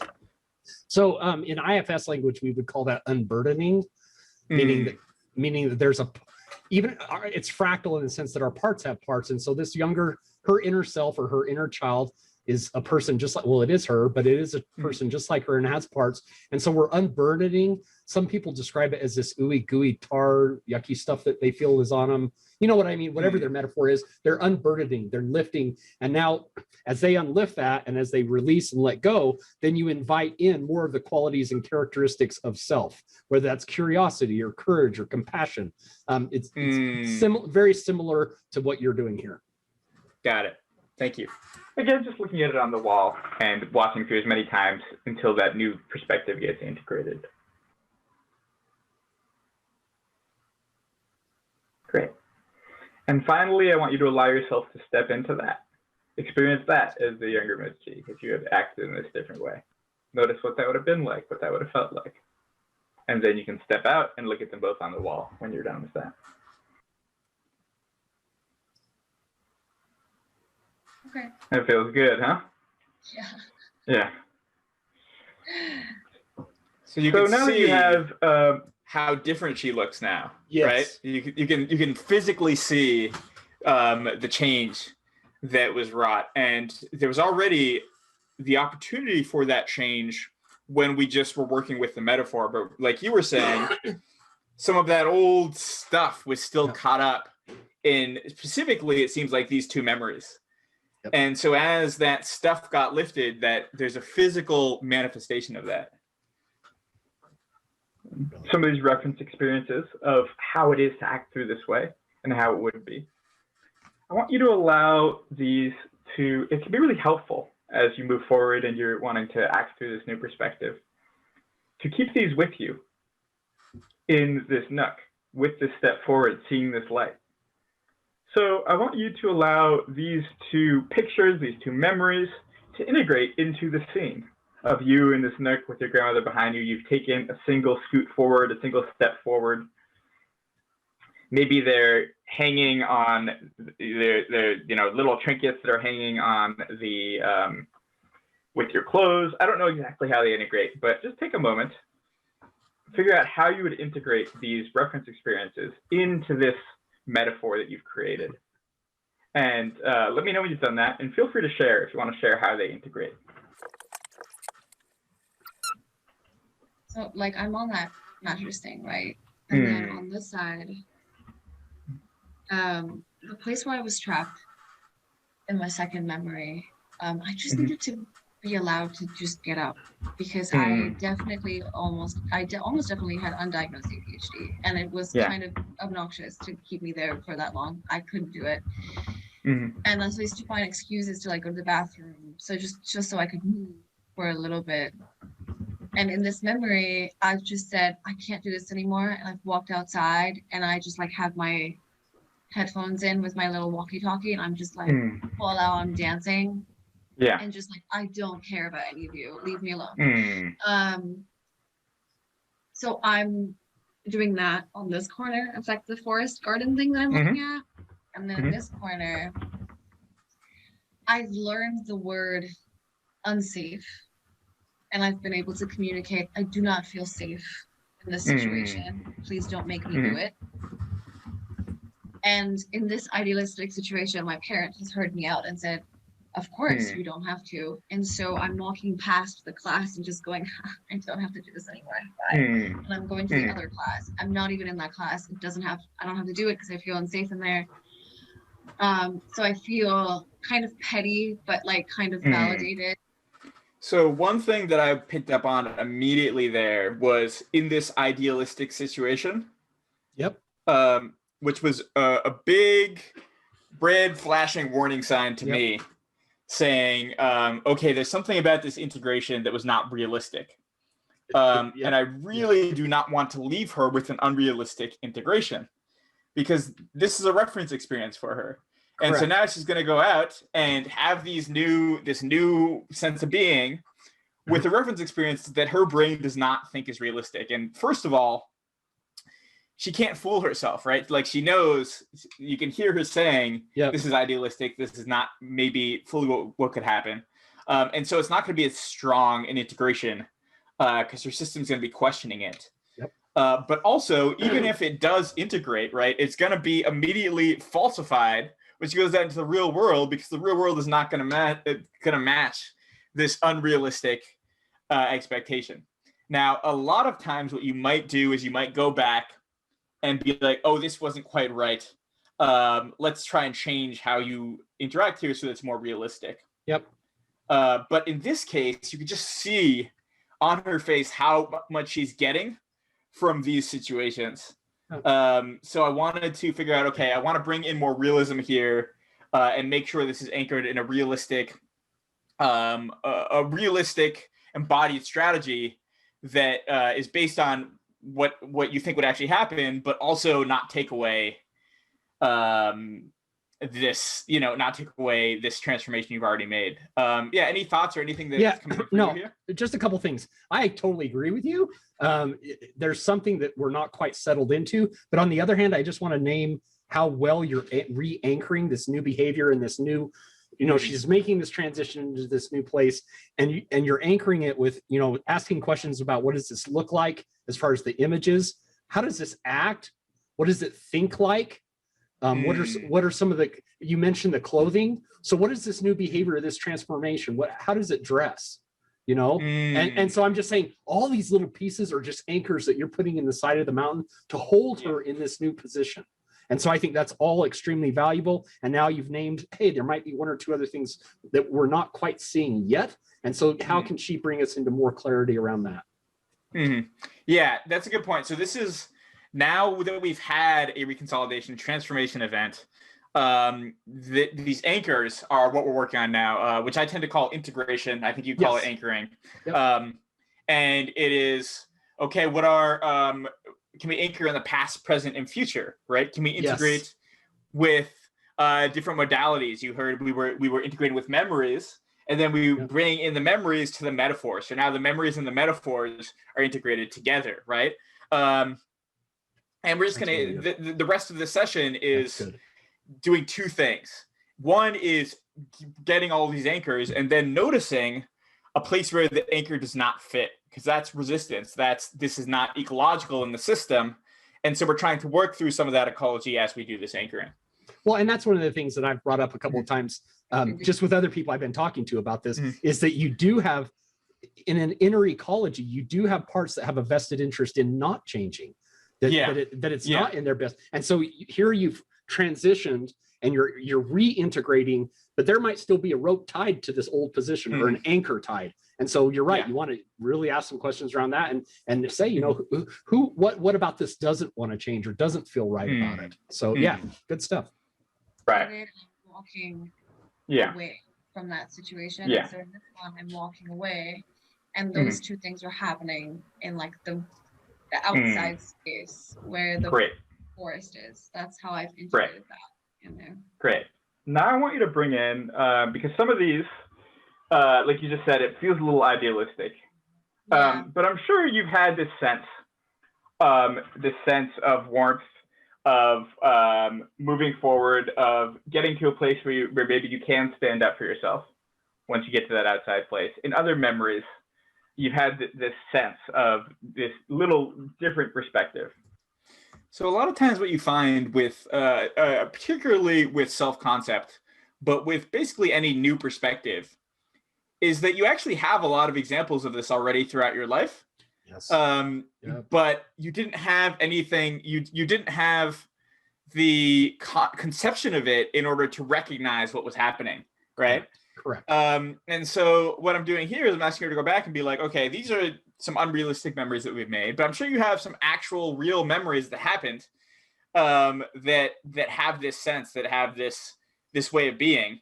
And so if we bring some of those in, it can anchor it in not the sense of idealism, but in a sense of realism. Excellent. Right. And so I want you to take now. And by the way, as I'm saying this, I'm not trying to treat Nathan like an idiot. I know he knows a lot of this stuff. This is also this is mostly for the people watching, to explain the thought process going on here. No, you're good. A few minutes, and just begin to notice some of those other memories where you've had this sense, where you have been able to take that step forward, maybe stand up for yourself a little bit, where you haven't done this normal either having to sit down or run away behavior. And it might be hard to notice these memories at first, but as you notice a few, more and more will start to integrate. And as you notice them, just begin to integrate them into the scene, add them as more reference experiences, more way to act in this way that you now like to act. So the first few, if you'd like to, you can sort of walk me through, oh, here's the memory coming up, here's how I'm integrating it. And then as they start coming faster, you can sort of just let it happen. Okay.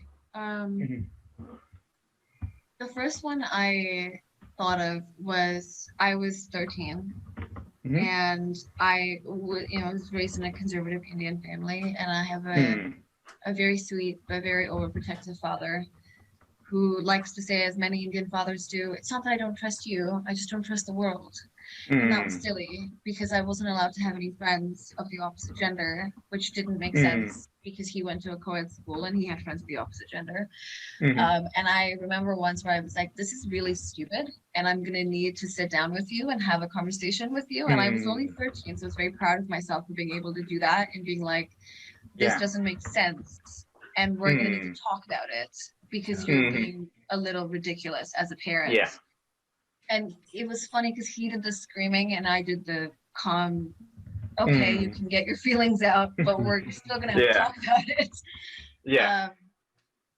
So like on this side, we're like sitting on the bed that we sat on when we had that conversation. Great.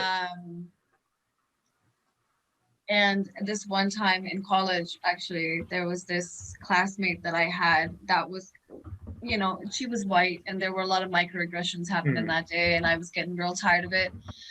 And I pulled her aside after class and I was like, I'm going to need you to respect your classmates a little bit more than you're doing at the moment. I'm not going to stand for it. It's very irritating and you need to chill. I get that I'm a brown person, but we go to you to act like we go to a school that cares about people that are not white. So that was cool. And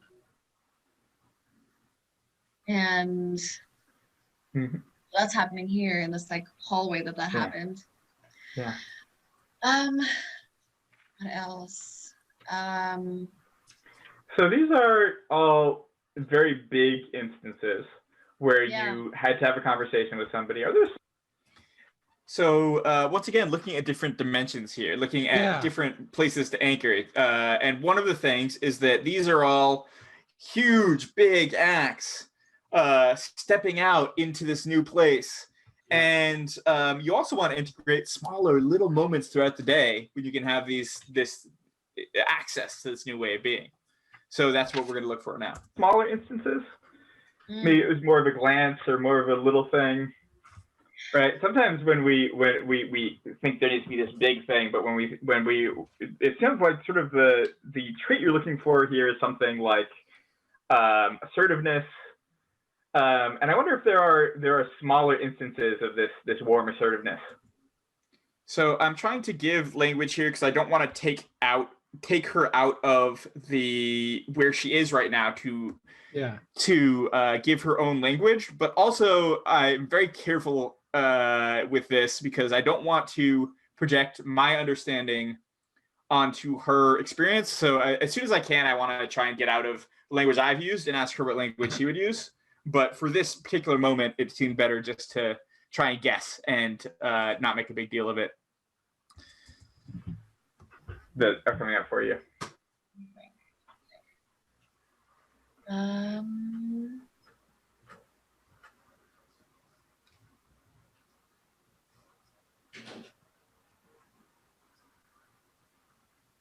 I think when it comes to little things, I don't know if this is little. Okay. It usually is me when I'm in a bar. I'm the mama bear friend. I'm the one just going, no, not today. No, you can stay away from my friends. Thank you. And it doesn't take me. It's a very like, no, you can turn around now, and that's it. That's all I'll say. Or you know, we're outside and like, you know, men are yelling or whatever, and I'm just like, no, I'm good. Thank you. So bringing in a bunch of those memories as a group or individually if any stick out. And then allowing more like that to come. I'm just going to give you 1 or 2 minutes here to continue to search for memories. In addition to smaller instances, you can also think of like different ways that you've shown this thing, right? Like this was all you sort of talking to people or saying things to them. Maybe you've been assertive with yourself, or maybe there's other instances. So just allow a couple minutes to see what comes up, to integrate those, and then when it feels pretty complete, when it feels good to you, let me know, and we'll move on to the next part here. Okay. So I want you to check in now with how you're feeling physically? Do you feel different? After having gone through a bunch of these processes, you've taken the step forward, you're relating, you have reference experiences for how to relate. Do you feel physically any different? Do you feel this sense of, I've been calling it assertiveness, but I would prefer if you give it a name or for this new sense, for this new way of being, because I don't want to project what I think it is onto how it feels for you. Yeah. I think it's more. I'm not trying as hard. So I am happy to be deliberate. I'm more deliberate. And what type of deliberateness is this? If you had to give an adjective to this deliberateness, if you had to describe it as deliberateness. Like I take a step and just be like I'm not feeling rushed. Yeah. Yeah. I'm So yeah, go ahead. No, that's pretty much it. Yeah. So is patient deliberateness, does that feel something I can call this? Yeah. Okay, great. So this patient deliberateness, do you feel this in your body physically? Yeah. Yeah. Okay. I'm able to like take a deep breath before I feel the need to say anything and to be quiet almost a lot more. And where are you feeling this patient deliberateness in your body? In my chest, in my stomach. Yeah, so your chest and stomach. Yeah. Yep. Like and I'm where else? feeling less tension. And if there is tension, I'm quietly aware of it. And I'm just like, all right, that's cool. It's fine. It's there. I almost feel like my voice feels a little bit more relaxed.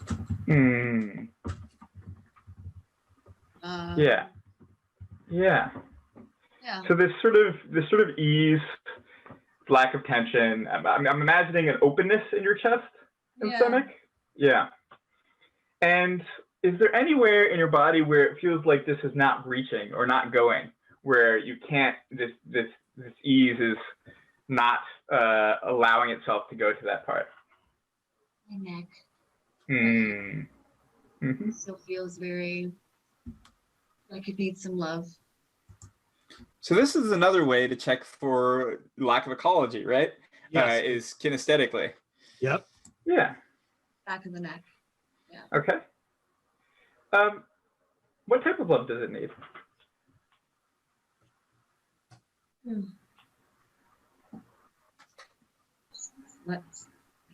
Let go. It's like a little bit in pain at the moment. It needs some kneading. Yeah. It's like holding a lot. Yeah. You know, there's a lot of weight there. Yeah. It's holding this big thing. So she's ostensibly talking about her skull right now, which sits on top of her neck. But also, it's pretty clear that she's not talking about her skull right now, right? There's something else there as well.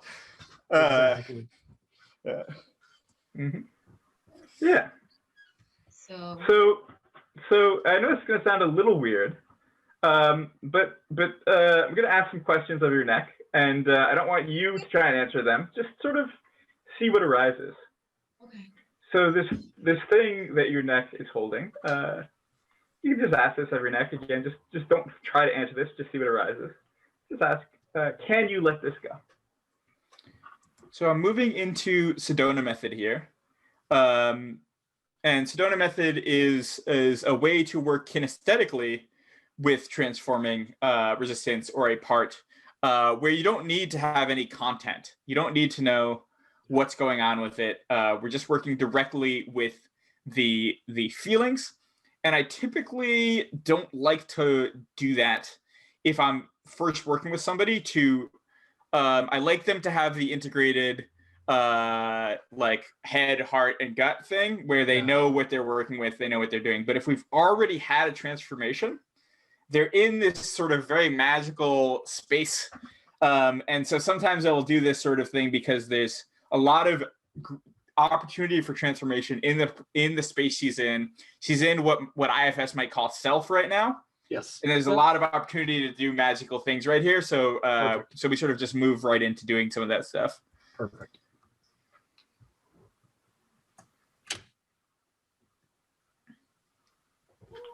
Not really. Okay. And ask, will you let this go?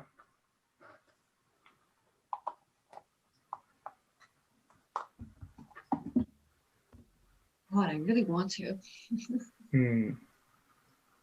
Then ask, when will you let this go? Give me a second. I'd let go of it now if I could, but I need some time.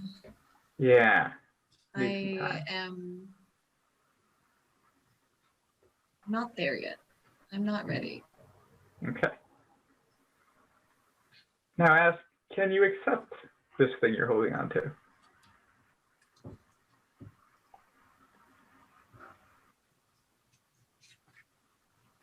I'm just hearing like I really don't want to. I just no, I don't want to. I mean, if you ask me to, I guess I can try, but I don't.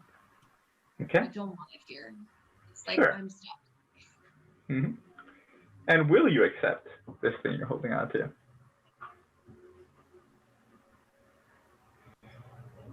Yeah, because I care about you, so I will. When will you accept this thing you're holding on to?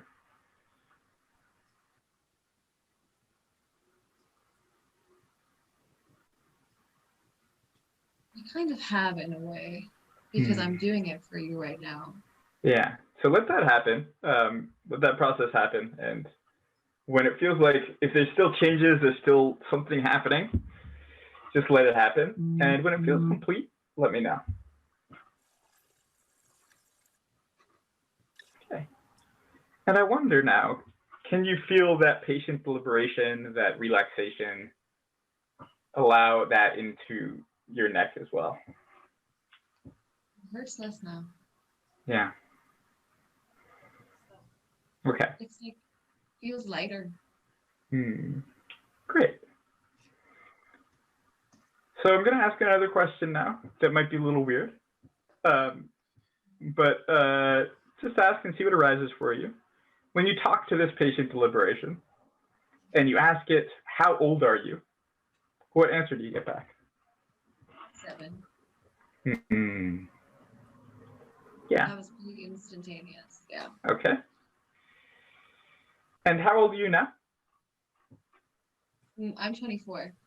Okay. So what I want you to do is just It makes a lot of sense that this part would be 7. Exactly. Yeah. That's what I was thinking.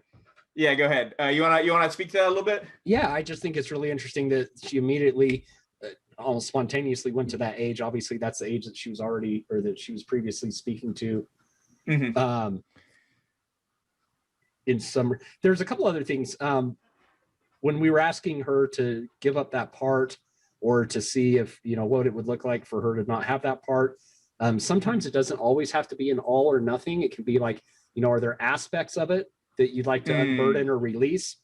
And a good question would be, what conditions would need to arise for this to happen?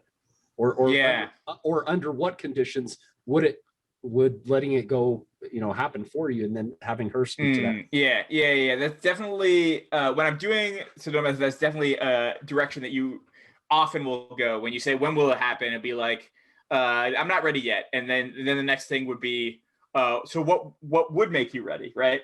So what jumped out for you about the age? So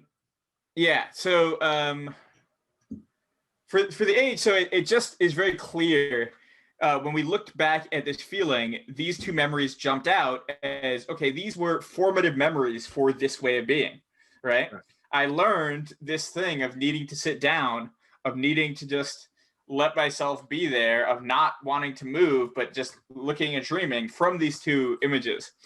And so the part is that age, right? The part is the 7-year-old's perspective on how to deal with this situation. So it makes a lot of sense that the part is 7 years old, because the part is what how a 7-year-old would view these sorts of situations. And another way to ask this question, by the way, you can ask how old is the part, and you can also ask is how old does the part think I am, right? Yes. Which yes, would yes, be yes. the same, get to the same idea or the same question of like, okay, when like what are we working with here in terms of the maturity level of how you're thinking about this stuff. One of the things, yeah, one of the things that I often just look at different modalities, not that I'm going to totally focus on one modality during one session, but one of the things that jumped out at me as she was saying that is one of the modalities, I can't even remember the name of it. It looks at the development of the chakras through our formative years, meaning that each year that we're alive, we develop a chakra. So 1 is the first chakra, 2 years old, 3, and so on. Interesting.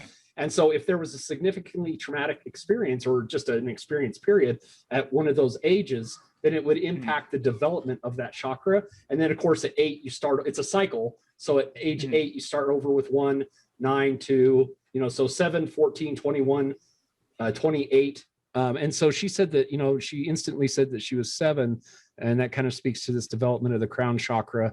And so, was there also things at that time in her life that she feels could have impacted her sovereignty or her ability to, what does it represent? State of higher consciousness. Imbalanced attributes would be cynicism, disregarding what is sacred.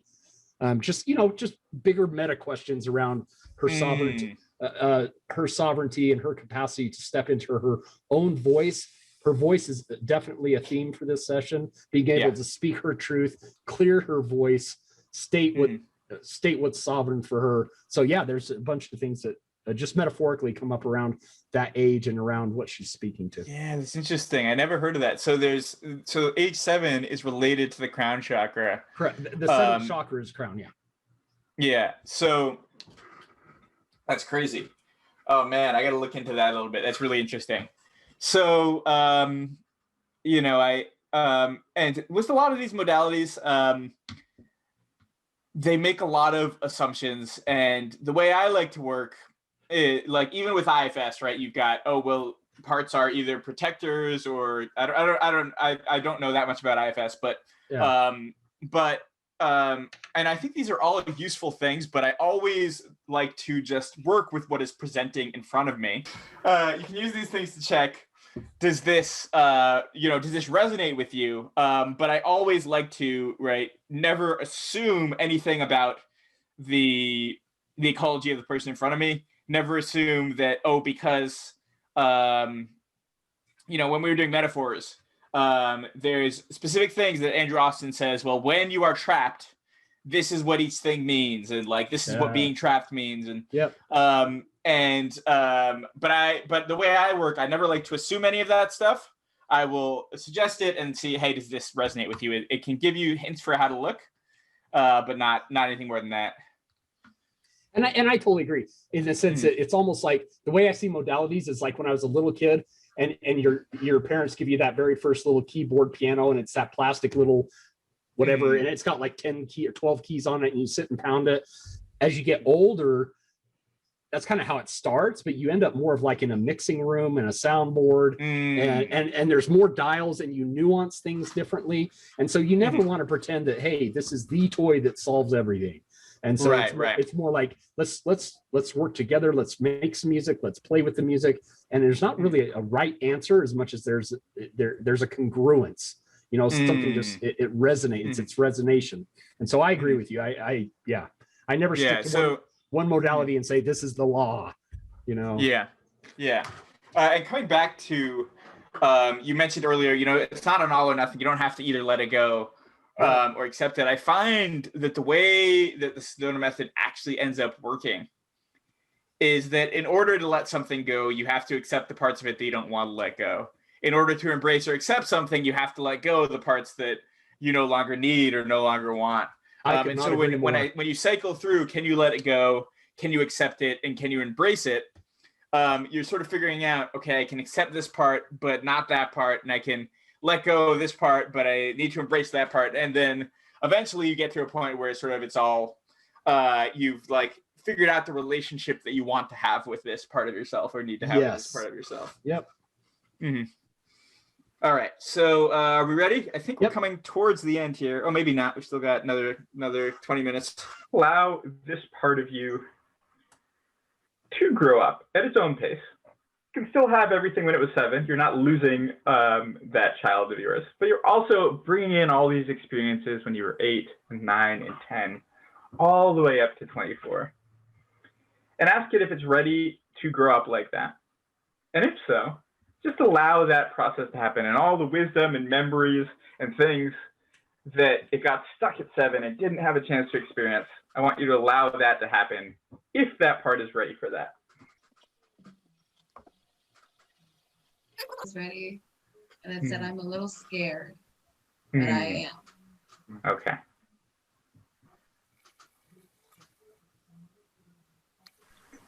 And now you're in this place where you're feeling this in most of your body, including your neck. You have a bunch of reference experiences of how you want to act now in this situation. You have a sense of what it would be like to take a step forward. And you have the wisdom of all of your life to act in this way. And I'm curious if there is maybe a time you can think of in the near future, maybe today or tomorrow or this week or this month, where you would have in the past felt trapped, where you would have reacted by sitting down or running away. Can you think of something like that that might come up in the near future? Situation that's likely to arise?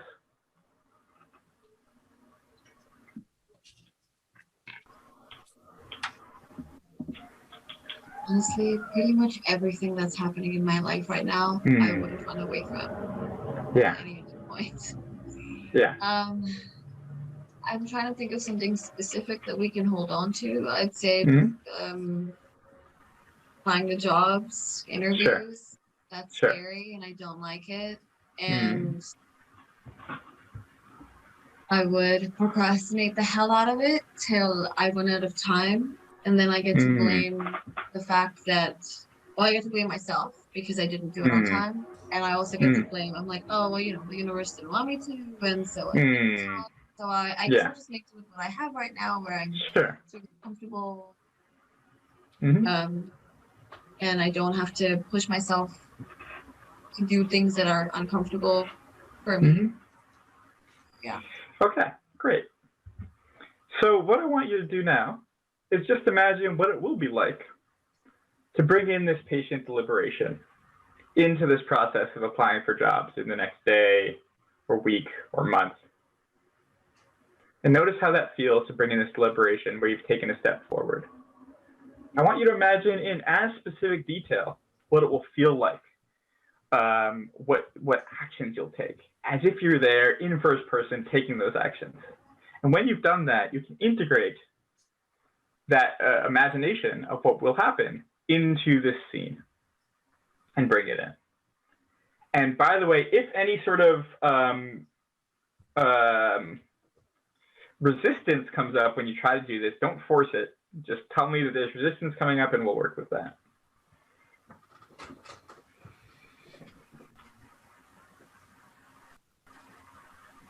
The thing is, I feel like I'm already doing the things that I think I need to be doing. Yeah. And it's almost, it's like, my brain's like, what else do you want me to do? Yeah. I'm doing everything I can. Yeah. So you don't need to be taking actions differently. I wonder if you would approach the situation differently, think about it differently with this sense of patient deliberation.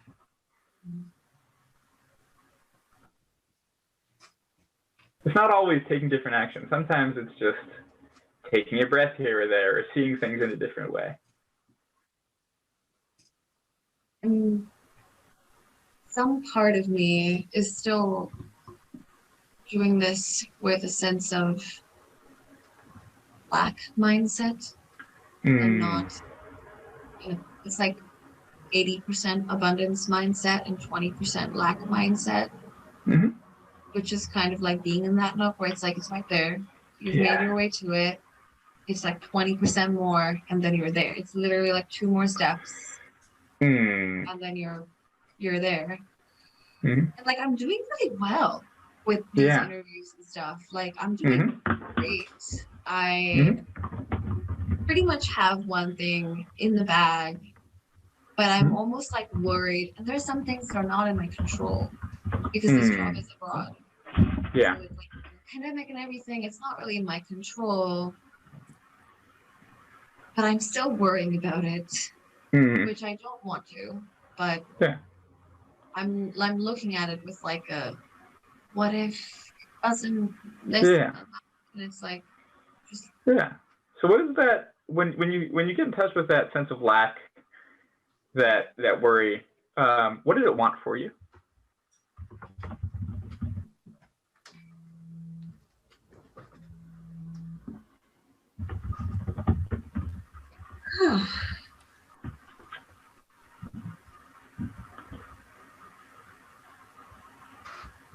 comfort. Like it doesn't want me to struggle.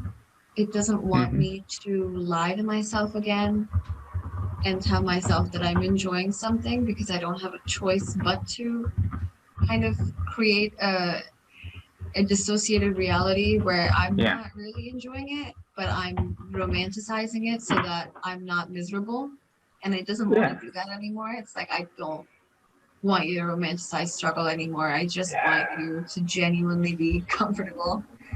Yeah. So it wants comfort, lack of struggle, and it wants you to avoid romanticizing struggle. Yeah. Yeah. And why is that important? What does it want for you through that?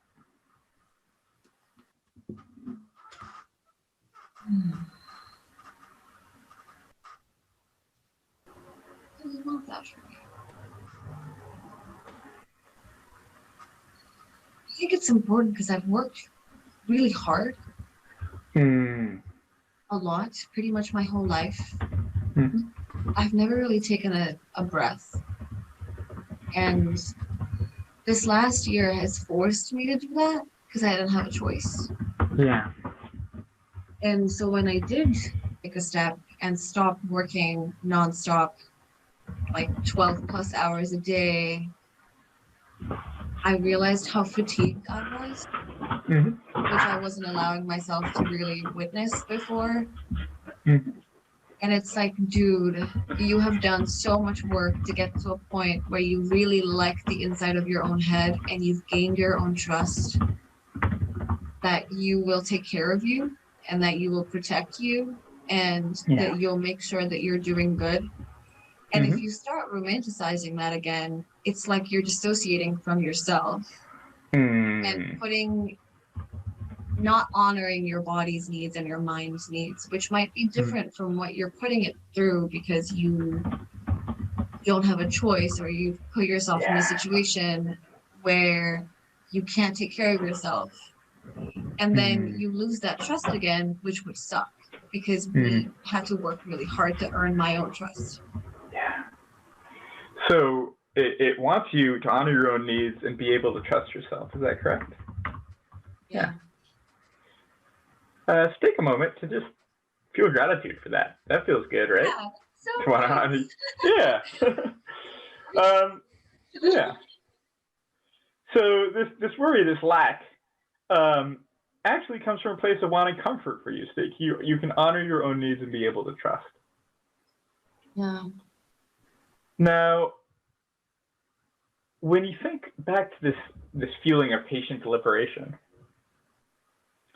I wonder what it would be like to integrate and bring in the sense of part of patient liberation is honoring your own needs and being able to trust yourself, which seems true to me. Yeah. So integrating the sense of making sure to not push yourself too hard, of making sure to not romanticize that struggle in order to honor your own needs and be able to trust yourself. And what would that be like as you take this step forward into the sun? to still remember to honor your needs, still remember to trust your people, to be able to trust yourself, and to take this sense of this step forward with all of these images in the forest, and also integrate in this idea that you need to make sure that you don't romanticize struggle, that you need to honor your own needs, and that you need to be able to maintain trust in yourself. Does that integrate, or is there resistance when you try to do that?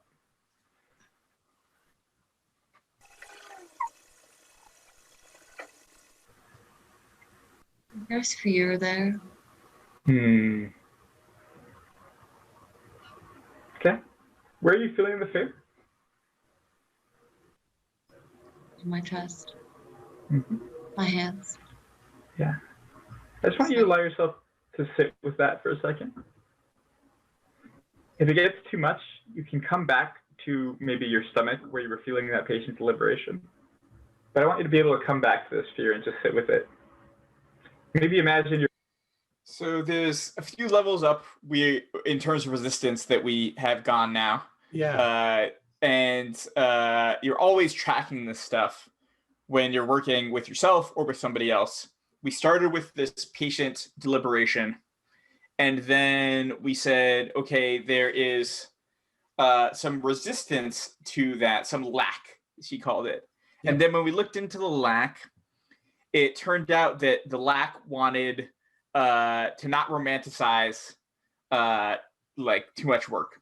Correct. And then when we asked, can we integrate this instead of viewing these at odds, can we bring these together? And then there's resistance to that in the form of fear. Now we're 4 layers high in terms of doing this, and we're going to try and deal with the fear, and then you want to bring it back down to each layer to see how each layer integrates into the next. You're breathing into it. Yeah, go ahead.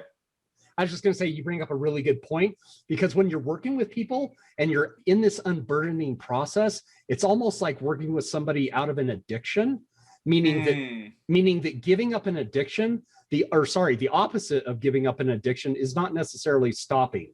That doesn't, it's not the same. The muscle to do an addiction is not the same muscle as not doing it.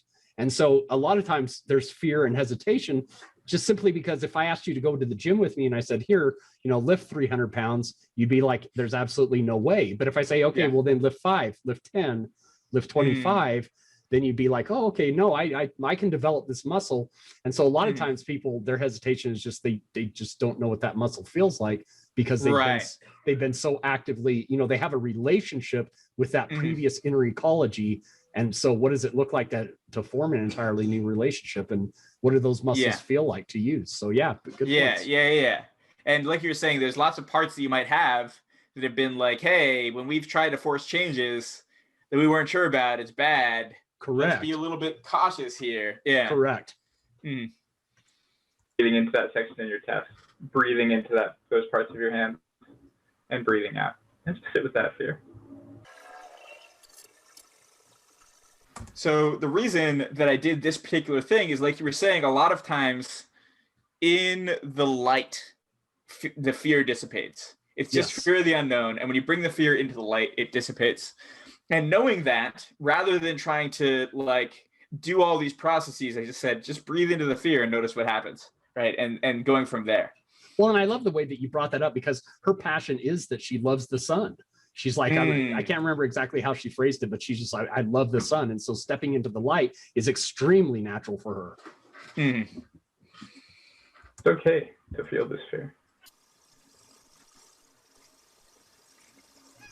And if and when you do choose to integrate this sense of honoring your own needs into this patient deliberation, you can listen to this fear, and you can do it in a way that honors this fear. So you saw I just went a layer down. The fear was the resistance to this integration. Can we now bring in integrating the fear into the integration itself, right? Yeah. You're scared of something happening. You're not sure what's going to happen. Can we bring in that caution into how we do this process? And you can sit with this fear for as long as you'd like to sit with it, for as long as you need to really integrate it.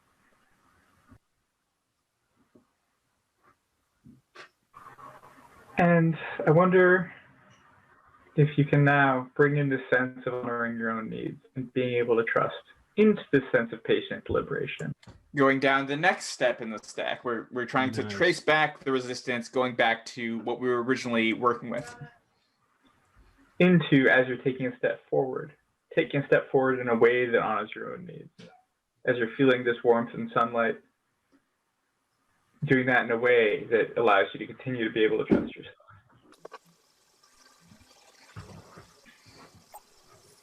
And when you now bring this sense back to how you approach your job search. Next step in the stack. We were originally at this situation. We want to bring it back into the original situation. Notice how you might come at it a bit differently, see things differently, think differently, feel differently, even if it's just a little bit. And by the way, it looks like I'm just sort of telling her what to do without checking in, but she's giving nonverbal confirmation at each of these steps. Just Zoom decided not to show that. And when you have a sense of what that would look like and feel like, you can again add that and integrate that in with this scene. Yeah. Mm-hmm. Yeah. Great.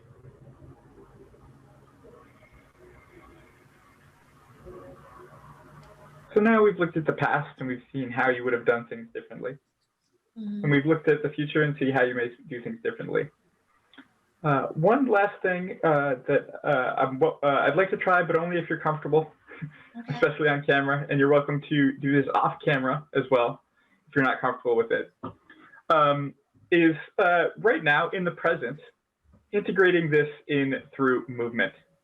That is, if this were a dance or a way your body was moving and you were expressing it right now, it doesn't have to be a dance. I mentioned that because you mentioned you were a dancer, but how would you move in a way to express this patient deliberation that honors your own needs and your own sense of continuing to be able to trust yourself?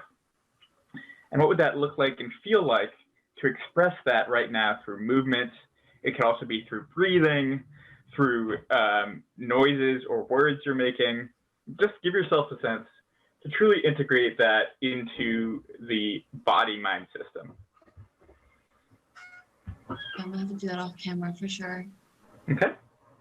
And You can, yeah, go ahead. I might turn it off, like stop video and like mute myself maybe for like Yeah, a minute. that's what I would recommend if you want to do it off perfect. camera. Yep. Okay, great. I'm gonna do that now and then I'll come back in a minute. Great.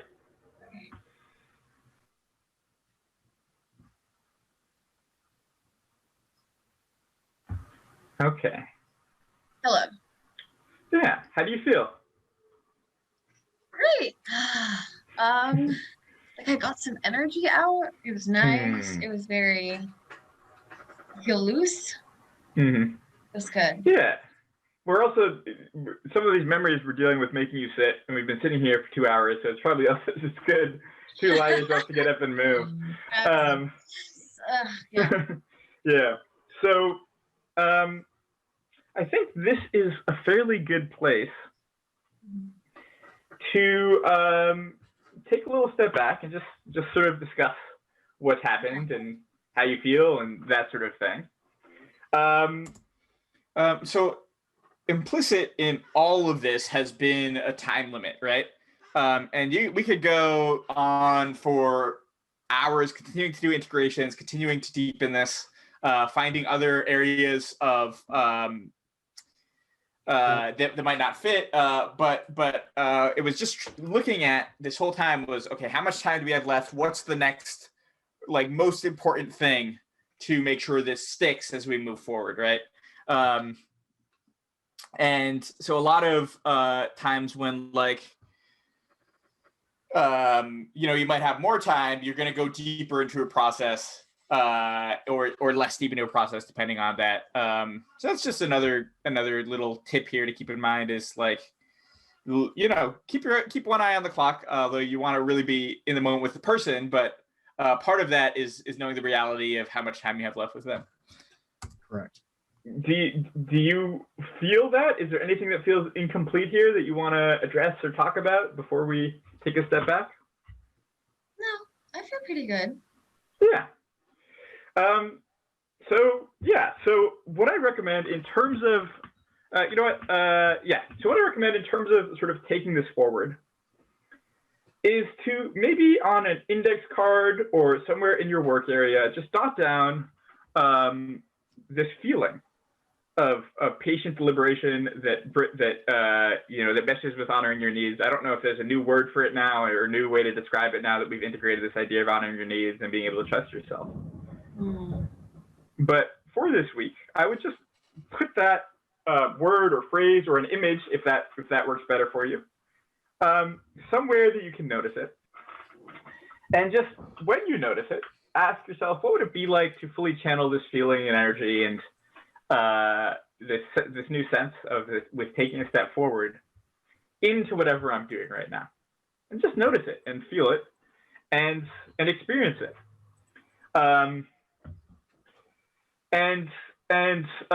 Right, we've done a lot of integration work here, so I'm feeling pretty good about this and ending up showing up in your life even when you're not thinking about it, and just sort of noticing you're interacting in a new way. But it can be very helpful, especially in the first week or so, when you make a reconsolidation like this, to consciously try to act through this new emotional schema, this new sense that you've created.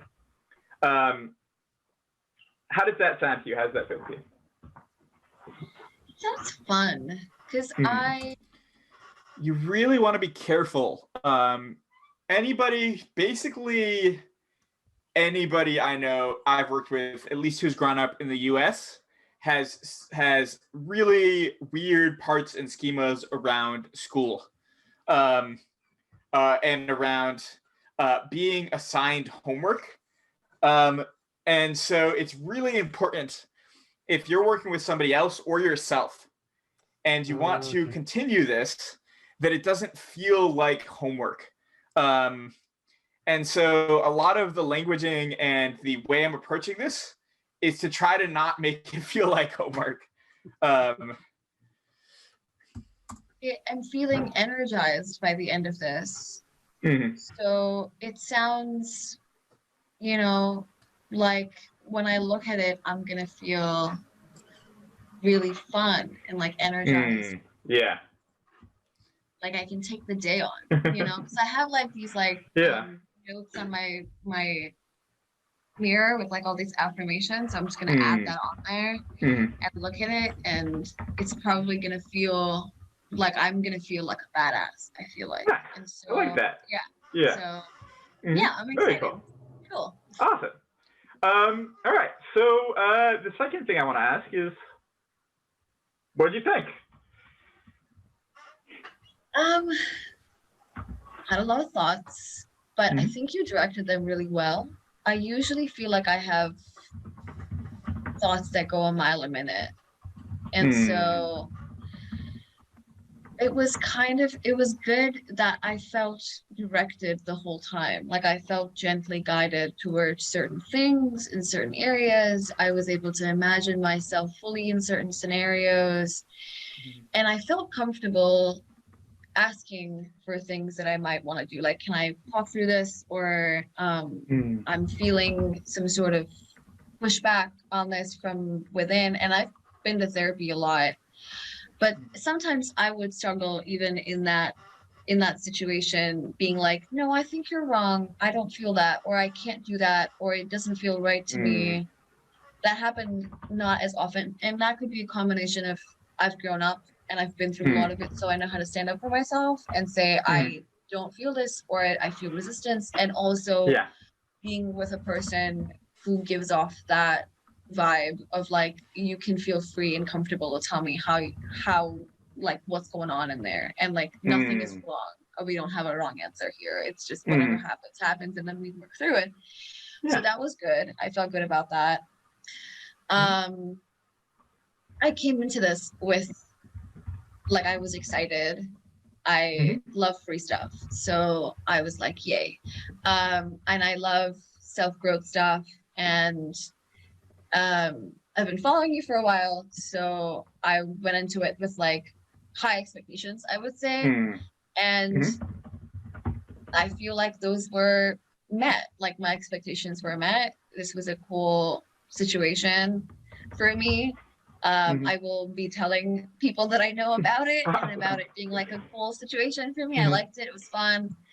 And I think the thing that stood out to me most was that I felt comfortable, which I think is hard to do when you've literally just met somebody and are trying to do an emotional transformation coaching session with them that you've never met before, also over Zoom, where you can't gauge their bodily reactions, you can't gauge their body language, how they're feeling, how open they are to talking about certain stuff. That's hard to do. That's difficult.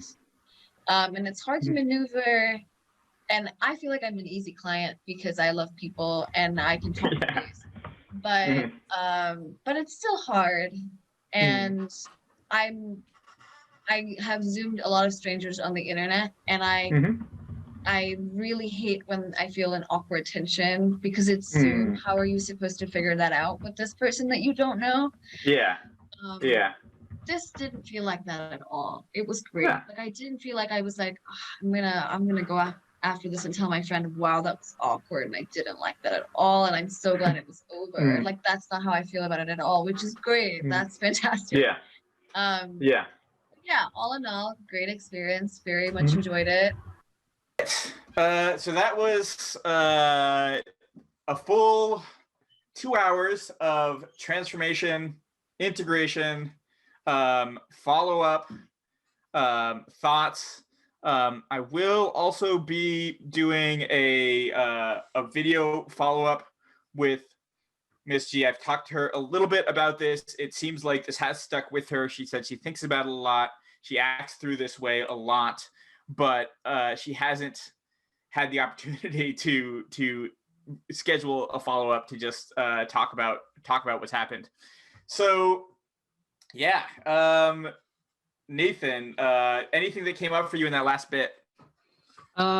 Not much. Just one of the things I want to touch on that you brought up is that I say the same thing to people that I'm working with or having a meeting with, is just to be really gentle with yourself as you leave a session, that you are heightened in the sense of your vulnerability. You are heightened to your sense of self and maybe to the sense of others, but you just want to be careful. I mean, whether it's, whether you're stepping out of that room to go be with family, to be with your parents, to be with friends, you're kind of in a different place. And so just to be gentle with yourself. And like you're saying, for some people, they get triggered by words like homework or by, whatever that is. Everybody's got their triggers, and those triggers are especially heightened when you're vulnerable, in a good way, even in a good way. So I always kind of touched up bases on that as the sessions end. It's really, really, really good session. She shared so much of herself and kind of processed and talked through what obviously has been challenging for her. And just like you said, watching her make that transition, and you can even viscerally feel and see it in her body language. That was really good stuff. Yeah. So I'm trying to think a few things, a few thoughts on that session. Let's see. Yeah, I don't know. It was, I thought it was a really good session. Not every session is that textbook, right? I think it's like really important to say that. Sometimes stuff stops in your tracks and you got to go into just the resistance to even being there, the resistance to even doing this. Sometimes you'll do something and it'll seem like it worked, and then you'll go at the end and be like, how do you feel? It'll be like, I feel the exact same, right? And so I think it's important not to, if you're going and you're starting to do this stuff with yourself, or you're starting to do this with someone else, always, by the way, in a non-professional capacity, it's not advice, it's not therapy, but understand that it's not always going to go this smoothly. Maybe I'll do a reaction video with Nathan or someone else on one that doesn't go as smoothly, just to show what that might look like and how you might deal with things when they're not going that smoothly. So that's one thing, is this is not always going to look this textbook, although oftentimes it does, right? The better and better you get at this, the more you can sort of, even when it might look like things are going off the rails, you're still in control, and you know where you're headed. Well, and I was just going to say, I mean, I feel the same way. Sometimes, I mean, you learn either way. You learn whether when it goes really well, and you learn when you don't. I mean, I remember one of the first times I went into a prison to talk to somebody, and I was just like, and how does that make you feel? How do you effing think it makes me feel, man? And I'm just like, I mean, totally threw my paper out the door. I mean, it was just like, I don't even know where to go from here. I was really young. I didn't know anything. And I'm like, how does he not have feelings? But anyway, yeah, you learn either way. You learn when it goes really well. And I definitely learn when it doesn't go well. Yeah. So what came up for you? If you look at this as an overall, the gestalt of the whole thing, are there any things that particularly stick out to you as particularly useful? Any things that stick out to you as, here's something interesting. Here's like I would have approached this differently. Anything like that coming up for you? And also, I would love at some point if you could share some of the doodles you made as we were going through. Absolutely. There was a couple of things that really jumped out at me, and I don't know if you could give me an answer right now, or maybe it's just wait. You used a couple of things. I was like, where did he get that? One of them was just around the 3 or 4 stages of meaning. Like there's the meaning that there is, the binding, finding more meaning, more meaningful. I don't know if that's yours or if you read an article, what part of this come up? This was probably closer to the beginning. I'm on about page 3 of notes. So maybe about 45 minutes. And you're talking about there's 4 stages. There's the meaning that's already there, the binding it. Oh yeah. This was, and then when this it's is my bound, own thing. This is my own thing. When it's bound, this is extremely well. Oh my gosh, that was well done. Yeah, this is I did after doing a lot of work with metaphor. I started to notice what was happening with it, and that's where that process came from. That was really, really good. I'm starting to see enough of your videos that now I'm starting to see your process more, and so it doesn't feel so choppy to me.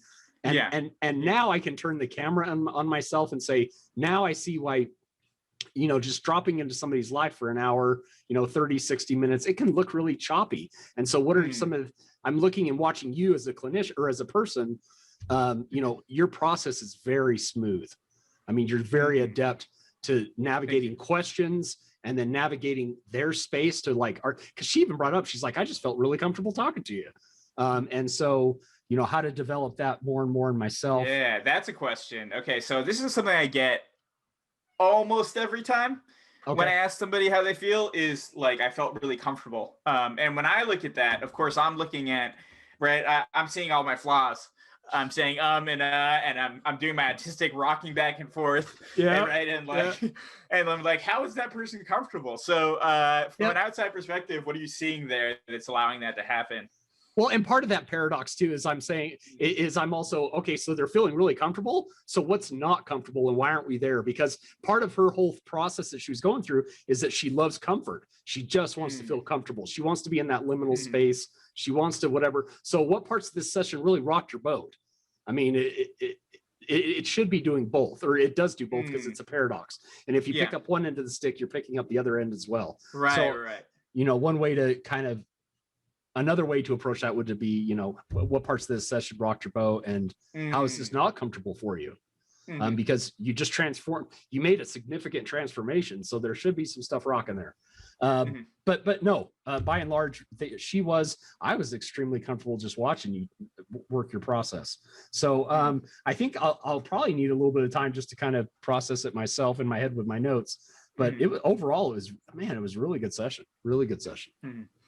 Would you be willing to share some of these drawings you made? If the answer is no, that's okay too.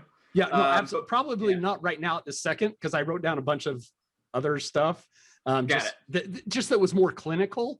Just my profession and my jobs. There's some things that I would have asked or I would have done, but it's a couple of, it's nothing I would want to say. It's not bad or anything. It's just questions that I wouldn't want to ask without her permission or without. Yeah. And there was, there's some stuff that coming up around there. Definitely that knowing that it was recorded, there were directions that I would not want to go in that session, that things that might have come up to me. And I also didn't want to there's some stories that I can make about what's going on underneath here, what the object level things are, and I don't want to assume that when I'm in a situation where I can't check, right? Correct. And so there's definitely, yeah, go ahead. I just absolutely. I mean, I would be making assumptions. She's not here. My role is just to honor and witness her process. She was absolutely beautiful in her sense of sharing herself. There's parts of me that are extremely curious, just in a clinical sense, you know, how we might have gone a couple of other layers, because when you're working, I mean, especially as the grandmother showed up, as you're working with belief systems, the further you go down in the roots and pull, I mean, there's a tension there. You can't go too deep, because then they end up rocking back and forth on an M1. But But I'm just saying, you know, the more roots you can pull at and transform, the deeper the transformation and the more permanent. And so anyway, but it's stuff like that. I mean, it's really, and at some point, I'd love to talk about it. That's a huge one, right? So in a 2-hour session, you've really got to look at when you're never going to see this person again, right? I don't get a follow-up session. This person signed up for the special free thing where they're agreeing to record it, and I'm never unless they decide they want to do further coaching with me. I have to work on the assumption I'm never going to get to see them again. Yep. And so, so one of the things here's another little tip for people, and you might agree or disagree with this, is that what I'm looking for in terms of when I know I'm not going to get to see the person again, in terms of how deep you want to go, right? Because there is a level, I think, at which there's no deeper to go. You've like reached the root, that one with Ben, right? Like we went all the way to the root, right? Correct. I'll probably do another one of these. If this does well, I'll do another one. But anyway, with that video, with this particular one, so in terms of how deep you want to go, I'm always trying to go to the level of depth at which I call it the deeper cut, at which you see an emotional reaction, right? Yes. And so the point at which somebody is really reacting, now you can go deeper than that, but you don't want to go any shallower than that, right? If I'm talking to somebody and somebody comes and they're talking to me about how they don't organize their pens right, and they're really annoyed, but other than annoyance, there's no other emotional reaction there, I can do a transformation on the level of them being annoyed about their pens being organized right, and then they won't be annoyed about that anymore, but that's not going to have any impact on their life. If I go deeper and deeper and deeper, and suddenly you find about how their pens organized relate to the fact that they don't want to be judged in their relationships, right? And then you see that the moment I see that emotional reaction, I'm like, okay, I've gone deep enough. Now, if I want to go deeper, I could, but like you're saying, it's harder. It's not clear that in the 2-hour session, I can resolve the fundamental tension between connection and enjoyment in their life, right? But if I can get to that level where we're dealing with, I'm insecure about how other people see me in relationships, and this is why my pens are good, and there's a real emotional reaction there, that's the level at which I'm gonna work for the 2-hour sessions. In longer sessions, when I'm working with somebody over a longer period of time, usually start with a few of these smaller issues, get them used to the process, start to get some momentum in their life, start to like notice some of the roots, and then we'll be like, okay, there's a real clear root here that's come up 2 or 3 times, and we've sort of worked around it. Correct. Now let's go into that. Let's go as deep as we can go, and maybe the next 2 or 3 sessions we will get a transformation over that deep root thing. Nice. So what are your thoughts on that? I think, so what's coming up for me right now is just that, like in my most recent position doing the emergency services, it was a complete, walking into each emergency room was an open container. There was no, I could go as deep, you can go pretty much anywhere in that space because it is a crisis and you're there because of a crisis. And so I'm delineating the difference between that and what we just watched. not judging you're it. already deep, right? Well, you're already. Yeah. I mean, Yeah. you can't really say how deep are we going to go because we are deep. I mean, we are. Yeah. I'm you know, I can see the razor, I can see razor blade cuts, you know, or whatever the situation is. And so it's just like what needs to emerge out, or what is emerging. And then you just kind of go to those spaces and you heal and you talk through that. If that's something, I mean, obviously some people choose to shut down or they're in a state of shutting down. Yeah.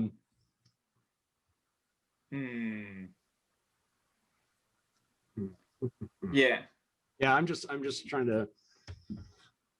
Yeah. So for you, you're coming at it from an angle of, I don't get to choose what issue we work on, because the issue that's presenting is in many cases quite literally life or death.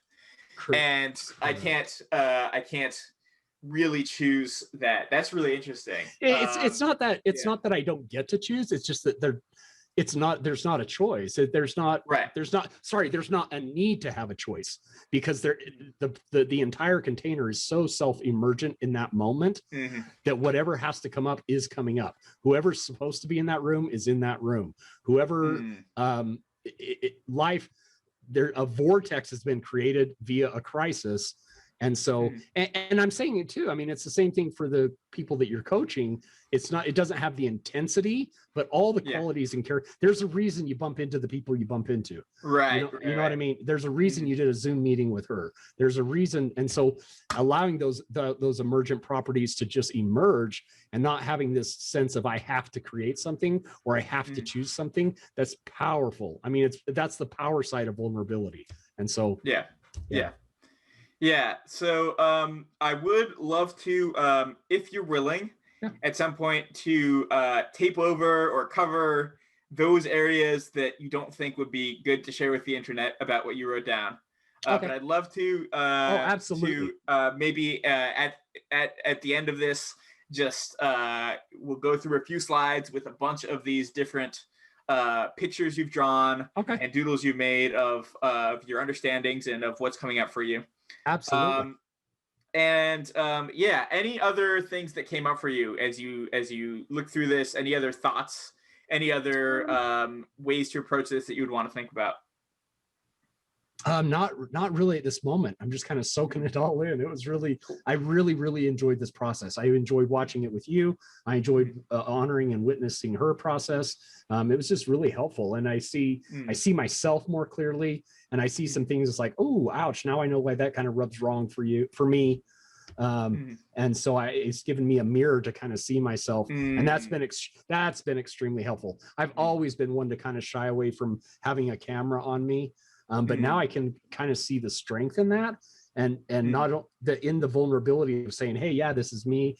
See all of me, see my mistakes, see what I'm good at, see what I'm not. Overall, it's liberating. So that's been really good. Yeah, thanks for being willing to take quite a significant time out of your day to go through this, man. I super appreciate it. If you're interested in seeing more of Nathan or seeing more of these types of breakdowns of live transformations, leave it in the comments below, and I will make sure to try and see if Nathan is willing to grace us with his presence more.